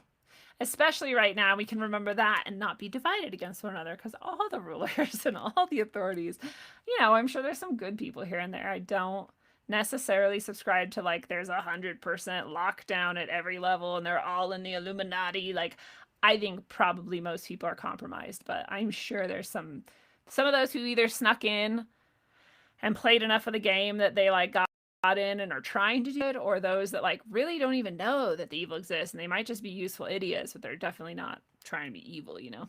I think that exists too. All right, I love this. Sometimes the people around you won't understand your journey. They don't need to. It's not for them. This is true almost all of the time. People are like, Lindsay, what the fuck are you doing? And I'm like, whatever I want. It's none of your business. No, it's totally your business. But you know, a lot of times it's like a fine line. Like a lot of times we want to seek people's ideas and reflections and make sure we're not just like spinning off into the darkness or whatever, or like being insane. But at the same time, when it comes down to it, like you have to know for yourself your own truth, because no one else is ever going to know as nuanced as details as you do about yourself and your life and your path. And, you know, a lot of people have their ideas on it are based on like what they would need in the same situation. And that can sometimes be very helpful, and it can sometimes be very restricting and not helpful. So it's an interesting fine line where you do have to, at some point, have that discernment of how many people around me can really help me reflect on this, and how many people do I have to just remember that they're just looking at it through their beautiful lens that is not my lens, you know. And it's a positive thing, really. It's an empowering thing to get to that point where you realize that it's really freeing, because if some people have judged you or have, you know, leveled their sort of indictments against whatever you're doing, but you know it's the right thing for you, this reminds you that they don't have to approve and they don't have to support you along your way for you to know that it's right for you. It's good, true, and beautiful for you. Right. Oh yeah, Edgar Casey. We got to throw some Edgar Casey into an episode about positivity and bright winters and remembering who we are and being true to that through whatever darkness they want to throw at us. And Edgar Casey says, Again, Edgar Casey's not a Christian, right? The word God and whatever, you can replace that with whatever you need to. These are all interchangeable terms often, but the concept is what you want to think about. For all healing comes from the one source. And whether there is the application of foods, exercise, medicine, or even the knife, it is to bring the consciousness of the forces within the body that aid in reproducing themselves, the awareness of creative or God forces. What he's really saying is you can use all these methods to heal yourself, right? You can go get surgery, and that might help you. I know he's kind of pointing out, like, it's not, when it comes down to, like, at the base, what it is, it's not even really the surgery that helped you. It's the, like, all those people coming together and you believing that this is going to help you and you putting your effort and force into that and your consciousness into that and everybody's putting their consciousness into that. And then you do it. It's like a ritual. You're like, and then it's done and everyone's like, well, now it's done. And we have faith. We have faith that that worked and that it's going to help you. And so it does, you know, and people think that's woo-woo or whatever, but I really think that's the most, because we have so many stories about placebos working just as well as medicines, or placebos working just as well as surgeries, or, you know, so it really is about, like, what are you going to do to marshal your consciousness and apply it in faith and just do whatever you need to do to reaffirm that this is what's happening for you, whatever it is, whether it's healing or whether it's changing your life in some way or bringing more of something into your life. It's that idea of affirmations and positive thinking and that you're creating your life, like you literally are. So whatever you believe is possible, that's what's possible. So if you believe what I'm describing here isn't possible, it's not possible for you. Sorry. But if you want to believe it is and you want to practice it, you'll be amazed. I am right now in the process of healing myself dramatically, really dramatically. Through many practices that I'm doing. And it is this exact thing. Like, I can, if I eat the right foods, it's easier. If I drink water, it's easier. If I exercise, it's easier. If I'm, you know, whatever, it's easier. If I'm doing all these things, because each of those things, I'm again putting my consciousness into, oh yeah, this is healing and I'm doing this for my healing. Oh yeah, this is good for me. I'm doing this because it's good for me. Oh yeah, this is the process and I'm doing this and this, and I'm putting more and more energy into that vision of myself in this healed form, you know, and so all these things work together to create that. And it's really, really true.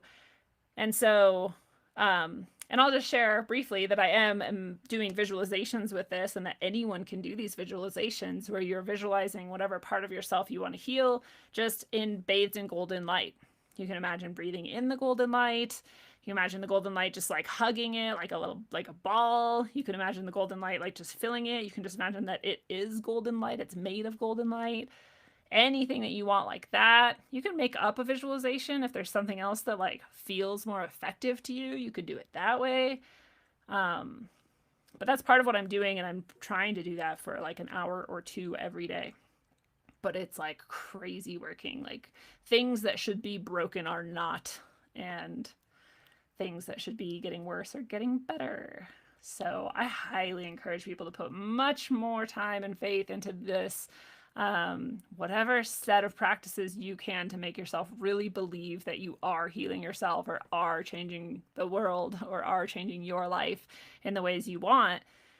The more things you do, the more time you put into it, and the more like cohesiveness they have, it's like the more synergistic it gets and the more momentum you get. And you literally can do anything.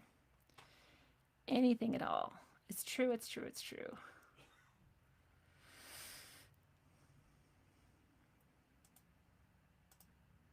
Thank you, Idiocalypse.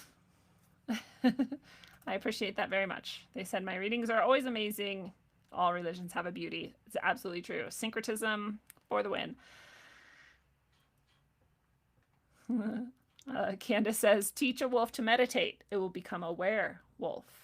Get it? I love it. Biggie Smollett says, Bob Proctor has cool guided meditations with bathing in golden healing light. Yeah, guided meditations are nice too if you're not like super confident about it, or you just like want a little help, or it's easier. And that's awesome. So Bob Proctor, Biggie says, has good meditations. You, I'm guessing, can find them on YouTube. I don't know. I don't always trust YouTube meditations, but that's just me.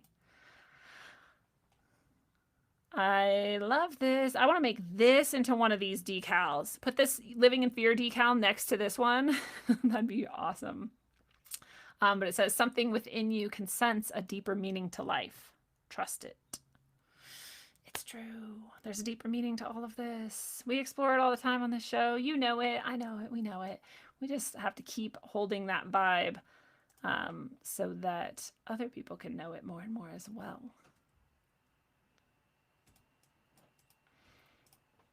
I love this quote so much. This quote really holds so much truth that I think so many people overlook.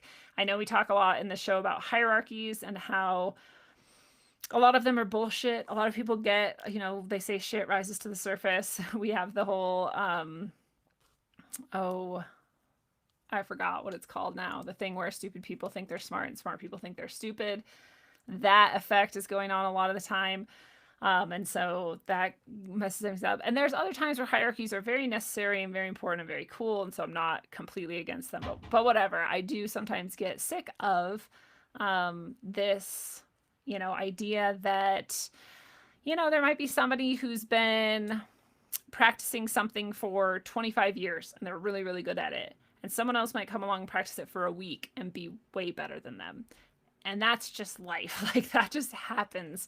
And so I get sick of this idea where people are like, well, I've been here for this long, and so you should like bow down to me and you should like come see what I think and like whatever. And I'm like, maybe, or maybe not. Maybe you're not very good at that thing, or maybe it's just a different way and it's not for everybody, or whatever it is. But this quote really reminds us the truth, which is that everybody is very, very different. And Khalil Gibran says, it can be revealed to one person in a moment what has been denied to all of humanity for eons. It's true. And part of why I love it too is because Jesus, Buddha, all of these ascended masters, you might call them, or whatever you want to call them, they all say the same thing. They all say the same thing. They say enlightenment can happen in a moment to anybody. If you have that Buddha nature moment, like, that's it. So I just love it too, because I feel like some people feel like, oh, I'm so far away from whatever this goal is that you might have, especially when it comes to like psychologically or spiritually or emotionally or whatever. And I think we underestimate that, like, I mean, it takes work and it takes dedication and it takes application and effort and all of these things.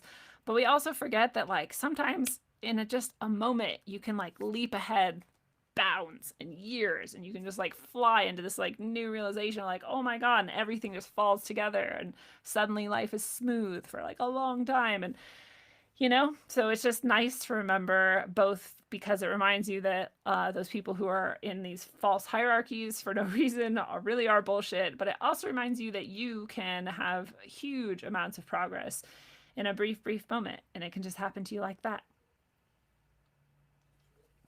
So, of course, don't ever give up, and always have hope.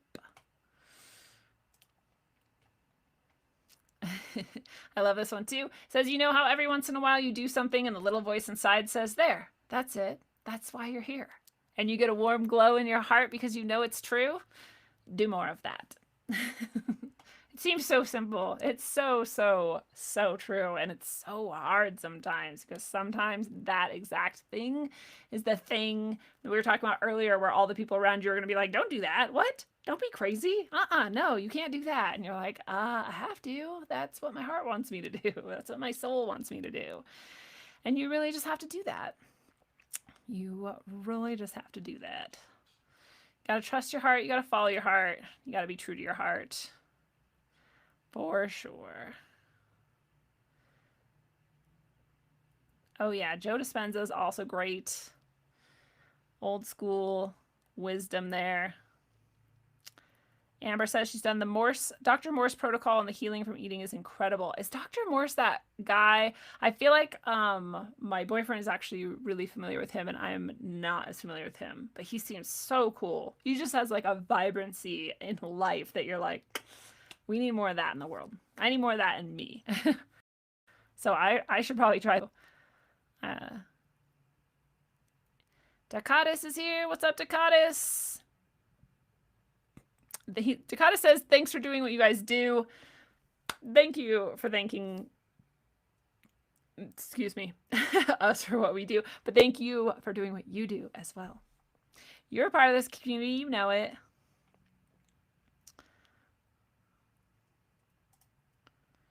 Oops. My mouth shall speak the truth says, my light bubble of healing and protection encompasses my home. Could a group through intention do the same for the world? And what would that number of people be? Yeah, we can all do that. In fact, you know, I really like to do things in my way. I have very like specific standards for what I like to do and how I like to do it. And so there's a million ways to do things. So people should always find like what works for them. But that song, which I have been talking about probably for a few months now, a Love, Peace, and Harmony song, you can go search on YouTube for it right now if you haven't found it yet. You can go to the Love, Peace, Harmony, I think.org. If you search Love, Peace, Harmony, you'll find it. And it's a really simple song. But its whole purpose is to basically envision exactly that, just all of the world and, you know, encased in this bubble of love, peace, and harmony, and every single soul being connected to that exact energy and really uniting all the hearts and the souls of the world in this network of love. And that's been my goal for my whole life, is creating a network of love and light, especially through whatever darkness might come. And so we are stronger together, and we, you know, it's like a little sympathetic, like vibrator. That was the wrong word to use right there. A little sympathetic, like, let's say a bell, right? It's like gonna vibrate or oscillate at a certain frequency and make like a certain pitch or a sound. And if it's connected by a line to another bell, that bell is gonna pick up like a little bit of that same vibration. It's gonna be easier for that bell to hit the same note. Right. And so if you have this whole network all around the whole planet, everybody is connected with it, and we all need to like strike that note or hold light at a certain time. It'll be way easier for everyone who's connected to that network to do that. That's my vision. That's the best I'm going to be able to explain it in this quick moment here.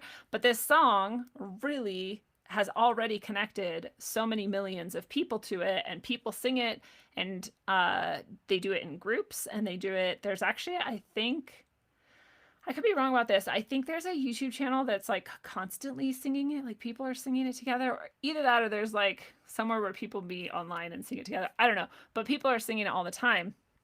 My point is, if you want to also sing it or have it play in your house, and I like have it playing in the background a lot of times now, just playing. I never get sick of it. I don't know why. Most songs will like get stuck in my head or like drive me insane. Like this never happens with this song. I sing it a lot. It's a really good song. But if you want to do that, you are actually able to, and a lot of people do, visualize alongside singing it, certain groups of people or the whole planet and every soul on it being connected to this song and connected to that vibration of love and peace and harmony. So my mouth shall speak the truth. If that resonates with you, go listen to it and start taking part in that movement. It's just a really simple thing, you know? We do all these group meditations, and those are rad. Everyone should keep doing that and do whatever. But I like this because it doesn't matter when you're doing it or where. It's just on the planet in general. More and more people are singing it and listening to it, and like, that's a beautiful thing. So yeah, go check that out if you want to. Love, peace, and harmony. I'm telling you, dude, that song has changed my life. It's just seriously, I told you guys stories in other episodes, so I won't repeat them, but like, start listening to it and just see what happens. It's pretty insane. What's up, Billy Harmon in the house? Oh yeah, you came to the right spot. We are not hectic here. We are chilling. We are doing nothing but positivity. And whenever we do end, if you want to go back and watch the first part of the episode, you'll continue to get all that positivity that you missed out on.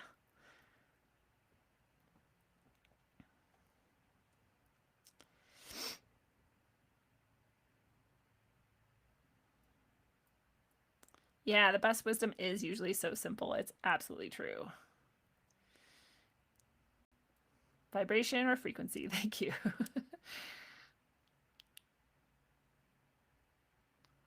Yeah, Billy Harmon, that's such a good point. Billy says, I used to want to put everyone on my shoulders and carry them through. I now know that we all carry each other through.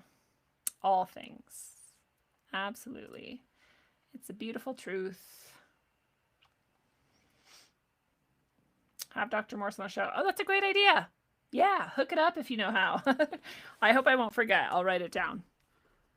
That's my biggest problem, is forgetting who I want to invite on the show. It's a really good idea. Regan says, love, peace, and harmony is part of my forgiveness practice, and I have achieved levels of forgiveness and gratitude that I couldn't have imagined before. Absolutely great point. I also has become a part of my forgiveness practice. That's actually, I think, how both of us were introduced to the song, was as part of a forgiveness practice. And forgiveness practice is a powerful tool. I'm glad you brought it up, because there's a practical thing that any of us can do in any time we want to, at any point, and just make the world a little bit lighter and our burden a little bit heavier on the soul level. And it's so easy. I seriously just like put a period of time aside each day, usually while I'm taking my walk, because it's just a really nice time to be able to reflect and focus and visualize. And I basically, whatever comes to mind is what I do forgiveness practice for. So one thing that you can do is, if you're struggling with something that day, you can do forgiveness practice around whatever you're struggling with. So the other day I was struggling with, a lot of times people just treat me like I'm an idiot for some reason, and it like really bothers me. And so like really, like it bothers me more than it should. And so I'm like, I clearly have some like karma or whatever over this issue. Like I probably treated people like that in the past, you know, and so I have like this issue with it now. And so so I did a forgiveness practice around that. So I just called all the souls of anybody who I've ever treated like that in this lifetime or any lifetime. You can include your ancestors. So I say, you know, all the souls that I've treated, however I phrased it, in a inferior way, you know, please come forward. Or all the souls that any of my ancestors have treated in inferior, please come forward, and for this or any lifetime. And then once they're there, you can thank them for coming. And then you can just say you're sorry. I'm so sorry. I'm sorry from, you know, the bottom of my heart. I wish I had never harmed you. I'm sorry that I did. You know, in soul, heart, mind, or body, with thought, speech, or action. And can you please forgive me? Can you forgive my ancestors? We're so very sorry. Please forgive us unconditionally. And I always do a visualization along with it. But at first, you know, you can just kind of say it and go through it. And if you don't do the visualization, because that's a little difficult to do at the same time, that's okay. You can do whatever works for you. This is just an example. And then you forgive them, all those souls that showed up, and you forgive all their ancestors, and you forgive them for every lifetime, and you forgive them for anything unconditionally. Even if it's not related to the thing that you brought up, you can just say for anything unconditionally. And then I have a visualization with that. So my visualization is, I just visualize like a dark cloud of burden, you know, that had been sitting on us, lifting off, and everybody just standing in light and love, you know. And if you do this while Love, Peace, and Harmony is playing, it's even better, just because it's easier. It's just awesome. It just feels better. And then we forgive ourselves, all of us, those souls, my ancestors, us, you know, me, like everybody. We all forgive ourselves for what we have done as well. And then you can sing the Love, Peace, Harmony song if you want to, or you can just thank them for coming and for their service and for the forgiveness. And then you can say thanks, have a good day, or whatever. There's different ways of kind of releasing spirits that you've called and having them go back to wherever they came from, so to speak, you know, on that spiritual level. But you can just say peace out. You can say whatever you want. It's not like you're going to break any rules or whatever, unless you're an asshole about it, like, get out of here, you dirty spirits. And you're also, by the way, you're not inviting anything into you. You're not actually inviting spirits, right? You're inviting the souls of those specific people that you are already connected with, because you already hurt them in some life. So it's not like, you're not like invoking, you know what I mean? You're not like invoking demons or spirits. And if you don't feel comfortable with all that, you don't have to do this. I'm just saying, I do it now for like an hour every day, because I've seen real life repercussions from doing it that have been extremely positive and incredibly amazing and completely unexplainable. And I've shared those on the show. So I, again, won't go through them again, but real life shit. People, my favorite one is that a girl from decades and decades ago messaged me and just apologized for something that she had done decades ago. Just like out of the blue. Like, there's no reason for it. It wasn't prompted by anything. There's except I've been doing this forgiveness practice for a couple days, and it's just shit like that has just happened to me since then. So it's a very powerful practice. And on the topic of keeping positive and healthy and well in our bright winter, this is one more way you can create brightness in the world, right? You're literally like releasing all of that darkness and burden off of all of this. So like you can pick it for any reason. Like I said, you can do it in connection with something that you're having an issue with that day. Or you can just do it for whatever. Like I'll literally just sit there and like just think of people, and just any person that pops into my head, I'll just do it with them, even if I'm not even aware of something that either of us have done to harm each other, just in case we have something between us, you know, and I'll just do it. And it's, again, it's really cool. It's just a really simple practice, and I'll stop talking about it now. But I'm glad you brought that up, Regan. Lindsay Smith says, I sang it to my dad's cows this past weekend before we moved them to a new pasture. Neighbors then arrived to help, and it was a big success. That's so cool. You used it, and it was very successful. I love that. I love that. Have it playing, sing it, use it on your animals, use it in your forgiveness practice. Regan starts every day with gratitude for everything that's happened in my life, every partner that's ever struck me, anyone that's ever cheated on me, anyone who offered me stubborn ass chance to. That's a good way to look at it too. You're like, technically I needed all that to get where I am, and I love where I am, so thank you. I love that. Just reframing it in a way of gratitude. I see amazing things beginning, Dakatis says. Awesome.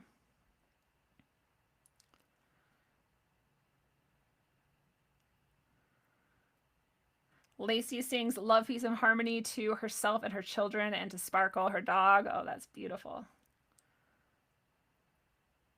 Oh, rad. Psychopomp the Third, nice to meet you. Welcome to the chat. And Psychopomp says, I just searched for Love, Peace, Harmony events. I'm 1 kilometer away from an event that's happening as I type. What the hell? That's crazy. That reminds me of a really fun story that I might share in just a minute if I remember to. That's cool. That's synchronistic. That's like a pretty good sign that you should probably hook up with that group or go to one of those events or whatever. That's pretty rad. My mouth shall speak the truth says, who would think I'm an idiot? I know, right? No, I don't know. I really think a lot of those things are people, you know, like most people don't actually treat you any certain way because of who you are. They do it because of who they are, and they do it because of whatever they just experienced right before they saw you, or, you know, like there's so many things that go into it that's almost never, or maybe really literally never personal. Like the 4 Agreements says, like I really think that's actually true, that 100% of everything is not personal, and it's just reflections upon reflections upon reflections. So I take it personally because of my own issues, but I don't actually believe that it is personal. Candace C says, forgiveness practice combined with faster EFT taught by Robert G. Smith is incredibly powerful and quick. I love powerful and quick. That's what a lot of us need because we don't have time, right? That's great. Good tip. We do all need more gratitude and forgiveness. It's true. 4 World Peas is here. What's up?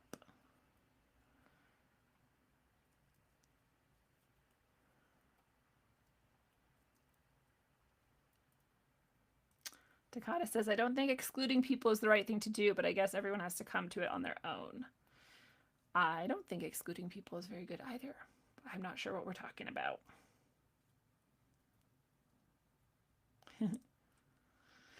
Peace Train by Cat Stevens. Yeah, I love Cat Stevens so much. Cat Stevens and Iron and Wine are like, you can't really go wrong. Like, they're just good people with good musical ability. I don't know why Cat Stevens made me think of Iron and Wine, but apparently in my head they're the same. All right, so I'll tell the quick story about that's similar to the Love, Peace, Harmony, you know, that you just looked that up and just found an event right next to you. I was at my sister's house, and she unexpectedly had to go do something that I couldn't do. And I was only there for a few days, and so I was kind of taken aback, like, wow, I came here just to be with you, but I guess that you have to go do that. And now what am I going to do? And I don't even have a car because I thought I'd be with you the whole time. And I was just kind of like, oh, what will I do? And I'm like, well, I mean, maybe I'll find something really cool to do. Who knows? And I had never looked at Facebook events in my life before. and I opened up Facebook events. It's like a place in Facebook where you can just find events near you, I guess. I found out that day. And or maybe I knew and I just never looked. Whatever. I went and I looked, and it turns out within like a mile or two, not very far away from exactly where I was without a car, was a spiritual expo happening that day. And I was like, what are the chances of that? That there's just a spiritual expo happening within walking distance at this period of time where I have to kill like 5 hours or more. And so I was like, it's a beautiful day. Like, I'm going to go walk to the place and see how much it costs, or if it's worth going, or at the very least, I'll have a nice walk and grab a lunch, whatever. So I go walking, and I get there, and it's only like, I don't know, it was like $20 or something. I'm like, $20 for like 5 hours. That's cool. I'll just see what this is. And I'm, again, for the billionth time, as much as it might not seem like it, I'm actually like a super huge skeptic. Like, I assume everything is false until proven otherwise. And so I'm like, well, spiritual expos aren't really my thing. Like, I have a feeling a lot of people who go there are just kind of phonies trying to make money or whatever, and trying to like fleece people and using cold reading and all that stuff. But I have time to kill, and it's cheap. So I went to it, and I also was like, maybe I'll get some crystals or whatever. Like, that'd be cool. I like crystals. Sure there's gonna be crystals there. So they had like speakers and event. Maybe this is what all of them are like. I don't know, but just in case you don't know, there's like speakers and rooms, and you can sign up to go to different speakers on different topics. And then there's also like a big open area of vendors. And some of the vendors are doing like readings and stuff. And then there's crystals, and there's just like books, and there's all kinds of stuff. So I was like, cool, I can totally kill a bunch of time here. And looked at all the speakers. I signed up for a few, and then I went walking around, and nothing but really amazing things happened to me at this spiritual expo. Like, going in believing nothing of significance would happen, and that I'd literally just be filling time with something mildly entertaining and interesting. Nothing but very significant things happened to me. So the first significant thing that happened to me was that I had been looking for orgone or orgonite that I could wear on my body. I always see like the big pyramids or pillars or like spheres, or, you're meant to put around your house. But I was like, well, if I'm going to get one, I want it to go with me wherever I go, or else what's really the point of it? And I'd never seen that before. Well, one of the first booths I went to had pendants. I just happen to have right here, orgonite pendants. And I was like, dude, it does exist. And I was so excited. And I went up to the guy, and I was like, oh, orgonite pendants and whatever. And then I like stopped. And I was like, what? And he was like, what? And I was like, what book is that? And he's like, this book? I think I have it somewhere behind me, but I don't want to find it. And I was like, yeah, what is that? And he was like, oh, I brought this book today, but I wasn't sure why. I guess it was for you. And he like handed it to me, and I was like, I had a dream about this book last night, and I didn't remember that until right now. And he's like, yeah, I brought it for you. And I was like, oh, like, what? And I was like, well, do you, like, how much? He's like, no, I brought it for you. And I was like, okay. Like, wow. And he's like, yeah, it's just one of those things, And I was like, no, it's like I dreamt about it last night, and you just brought it for no reason. So to be fair, he sells books, but he wasn't selling these. He sells children's books, and this was a book that was called like The Afterlife of John Lennon. Or, like, I would never read this book in my life. I would never pick this book up, ever. Like, there's nothing that would have made me pick this book up except that, because I'm like, why would I dream of it, then see it here at this place where I had no idea I was going to be, and then this guy just so happened to bring it for no reason except he thought someone needs this book, I guess, like, or something.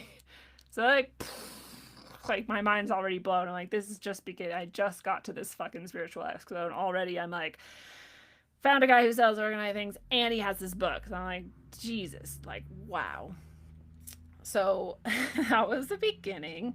Then I had an aura reading in which I had this very unlikely and strange confirmation of this guide that I had not yet fully acknowledged. Like, I'd kind of started noticing things and like messages and whatever, and I'm just, again, a skeptic even of my own experiences, so I was like, whatever. But this in this very synchronistic and psychic way, this one was like, yeah, that guy that you're ignoring, that guide you're ignoring, like, they're kind of pissed, like, you probably need to like start listening to them because they're there for a reason. And I was like, how do you know? And then in my head, I thought, I wonder if it's my dad, because, you know, he passed when I was young. So I thought, like, maybe it's like that kind of a guy, like your ancestors hanging around or whatever. And she responded to that thought by saying, it's not your dad. I was like, okay. Like, if someone's that level of psychic and they're telling me and it's already confirming what I already knew, like, okay. So that was like the second very significant thing. Then I went to this talk with this man who was very inspiring. He actually has been on the show since then. If you saw the episode with Gemini, no, shoot, I forgot his name. I'm horrible. Maybe I'll remember later. Anyway, I met him there, and he actually has obviously come on the show since then. He does Vedic astrology and different things like that, Enneagram stuff, and he just did a really cool talk when did guided meditations and just kind of sage wisdom for the ages. And then I went to the next talk I had signed up for, and it was the same guy who had already sold me this and given me the book. So I was like, oh, it's him again.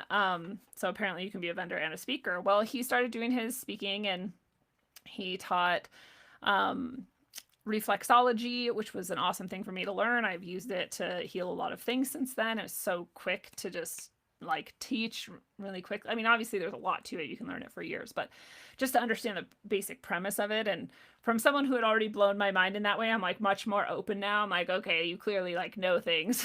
So I'll listen to you.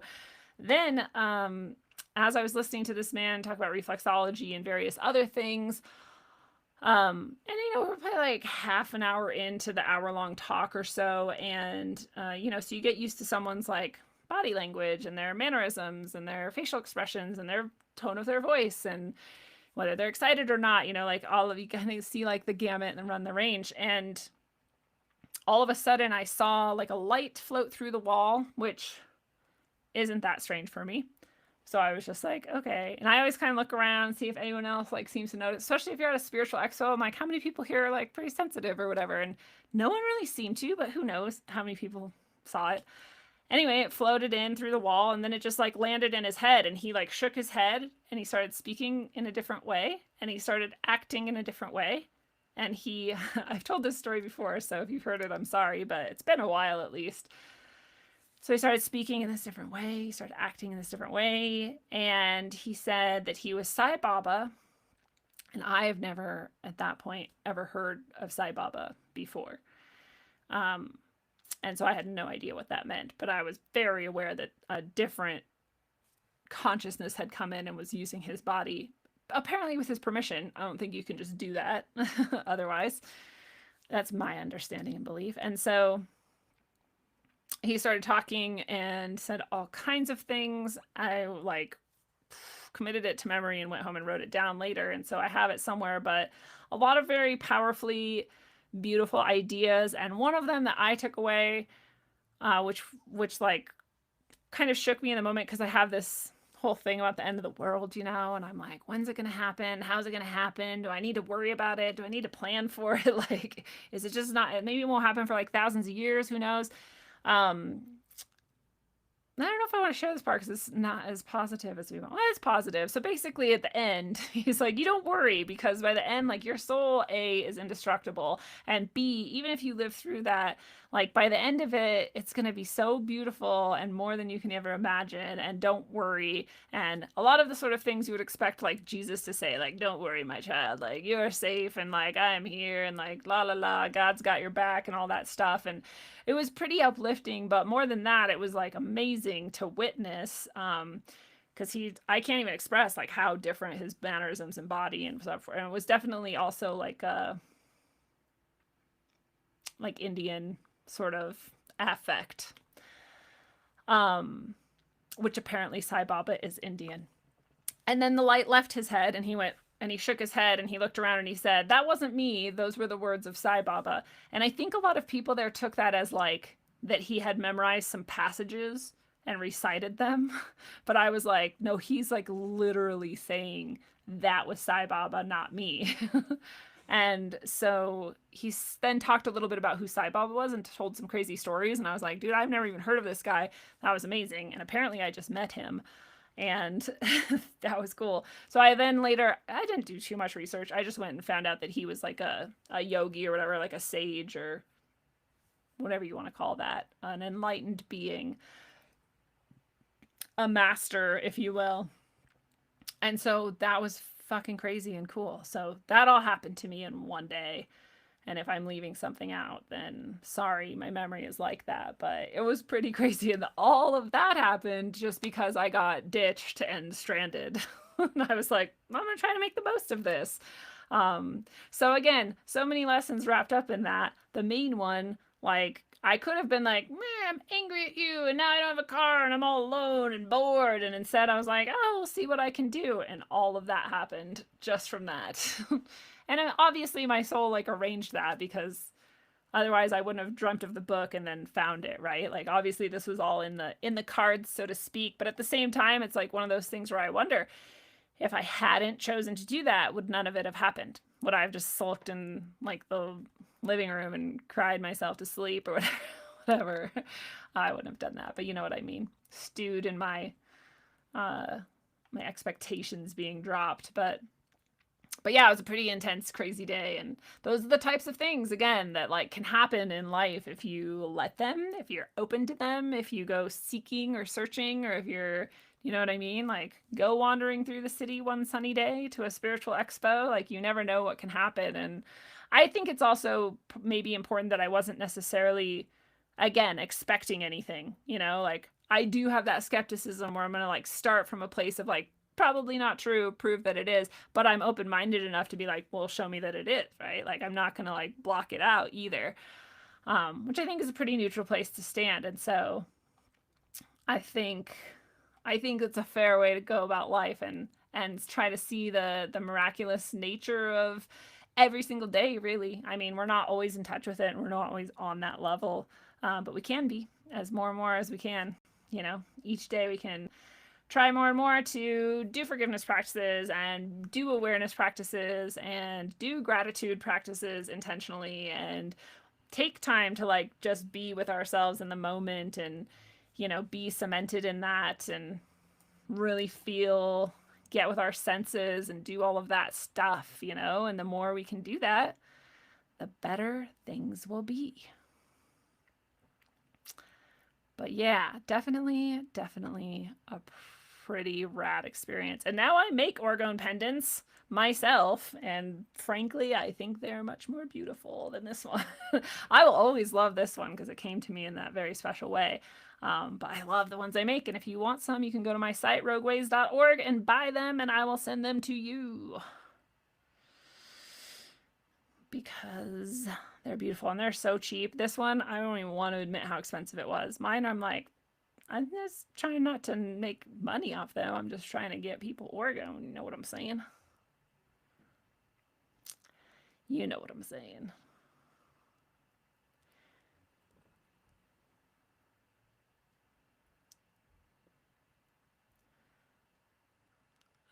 Sorry, I did something where it's harder for me to read the chat all of a sudden. There we go. Regan is going to send me a crystal that you mined yourself. Oh, that's so rad. I can't wait. What a very positive crystal that will be. Yeah, I like my crystals because they all came to me exactly like that. Like, they just like showed up in my life. I actually did buy some crystals that day, but they're like the least significant crystals that I have. All the rest of the crystals I have like appeared, you know, not that getting things at the spiritual expo is bad. I just saying, like, when they come to you in a more meaningful way, I think that I don't mean to say that they're not meaningful when they come to you from I just mean like there are very meaningful ways for them to come to you, and then sometimes you're like forcing it, you know?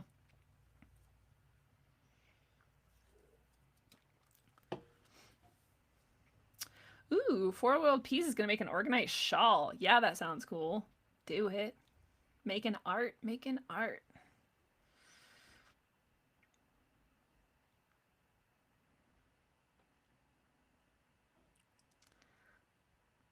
I love that. Oh, Psychopomp got the truth bumps, and that's it. I'm glad you could feel it. I still get them too. Like, it was an insane day. It was rad.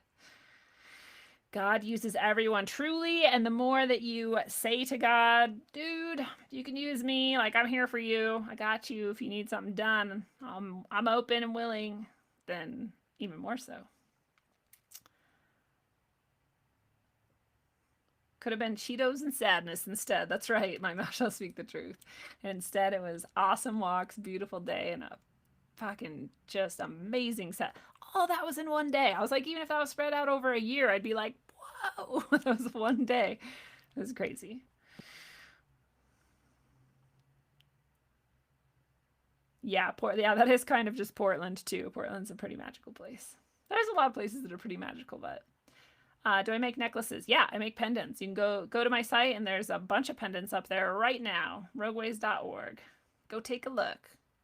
I myself think they're rather affordable.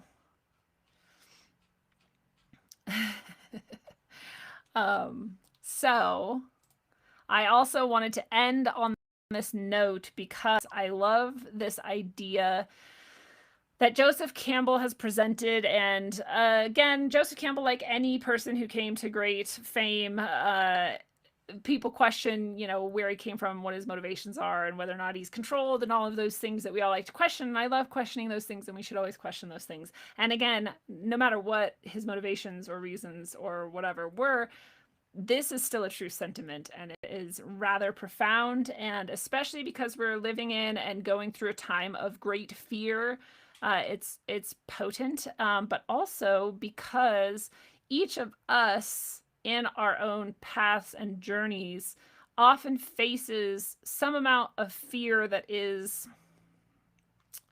less like, what do I want to say? It's more internal than anything, right? So we may look around right now and be like, oh, what if there's food shortages? What if they send us to the camp soon? What if the vaccine's going to be forced? What if this person wins tonight? What if the other person wins tonight? And whatever. All those things out there around us can be scary, right? And we can have fear there. And so this applies to that. But even more so, this applies to those internal fears that have much more to do with where we are at and where we are headed, again, on our like personal spiritual journeys that perhaps no one else understands but us. And those are often the most important aspects of everything that's going on in the world, is what's going on inside of us in our spiritual and psychological ways. And it comes back to that truth that, you know, to save the whole world, you have to save all of yourself. It's absolutely true. So you can look at all those fears out there and you still have to deal with those. But these fears that are inside of you are the ones that you really, really have to deal with. And you have to do it first, and you have to do it best in order to really conquer whatever it is that's blocking you from becoming that brightest bastion of goodness, truth, and beauty that the world needs you to be. We need you to be that. That's what you came here for. And so in order to do that, you have to really understand this exact process that Joseph Campbell says here. And he says, the cave you fear to enter holds the treasure that you seek. And it's absolutely true. You absolutely have to go into the deepest and darkest parts of yourself, the parts that are exactly where you fear to go because of whatever's behind there. And it's almost always a pain or a hurt from this life or another life that is preventing you from being really, really, truly what you actually are. And it's different for everybody, and so it's hard to talk about it beyond that. But each of you probably knows, and if you're not really in a place of knowing right now exactly what that cave is that you fear to enter inside of yourself, sure you can find it if you sit a little while and reflect on what is it inside of you that you really fear to go looking at too closely because of the pain that hides in there. That's exactly where your consciousness needs to go. And we all need you to do that. And we all need you to be that brave, especially because of the visions that they have for where we're all headed. And especially if we're going to make the brightest winter for ourselves and for everyone else. And especially then we have to go spelunking into that cave to find those treasures, because that is exactly how it works. And you go in there and you fight those demons and you kick them out, and then you get the treasure. And when you bring the treasure back up into the conscious world, we all benefit from that. 100% of humanity benefits from that. So this is literally the way you save the world. So until you go diving deep, deep down into your own caves of darkness and you fight off those demons, we all got your back. You can call us with you. We're all there with you. We're here together doing this. And until you do that and you find that beautiful treasure that is the truest, best, most beautiful version of you that you could ever have found, you bring that back in order to share it with the world and make the world the bright, beautiful place we all know it can be. Travel well, aim for balance, and always look inside first. Mwah.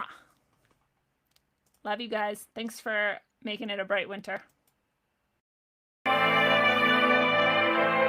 They'll blanket you in Wi-Fi and profit off the radiation. Congregation collecting the people for that Satan. I keeps it blazing, cause I can read between the lines. I ain't blind, we unwind what they're really saying. Genetically modify what you're tasting.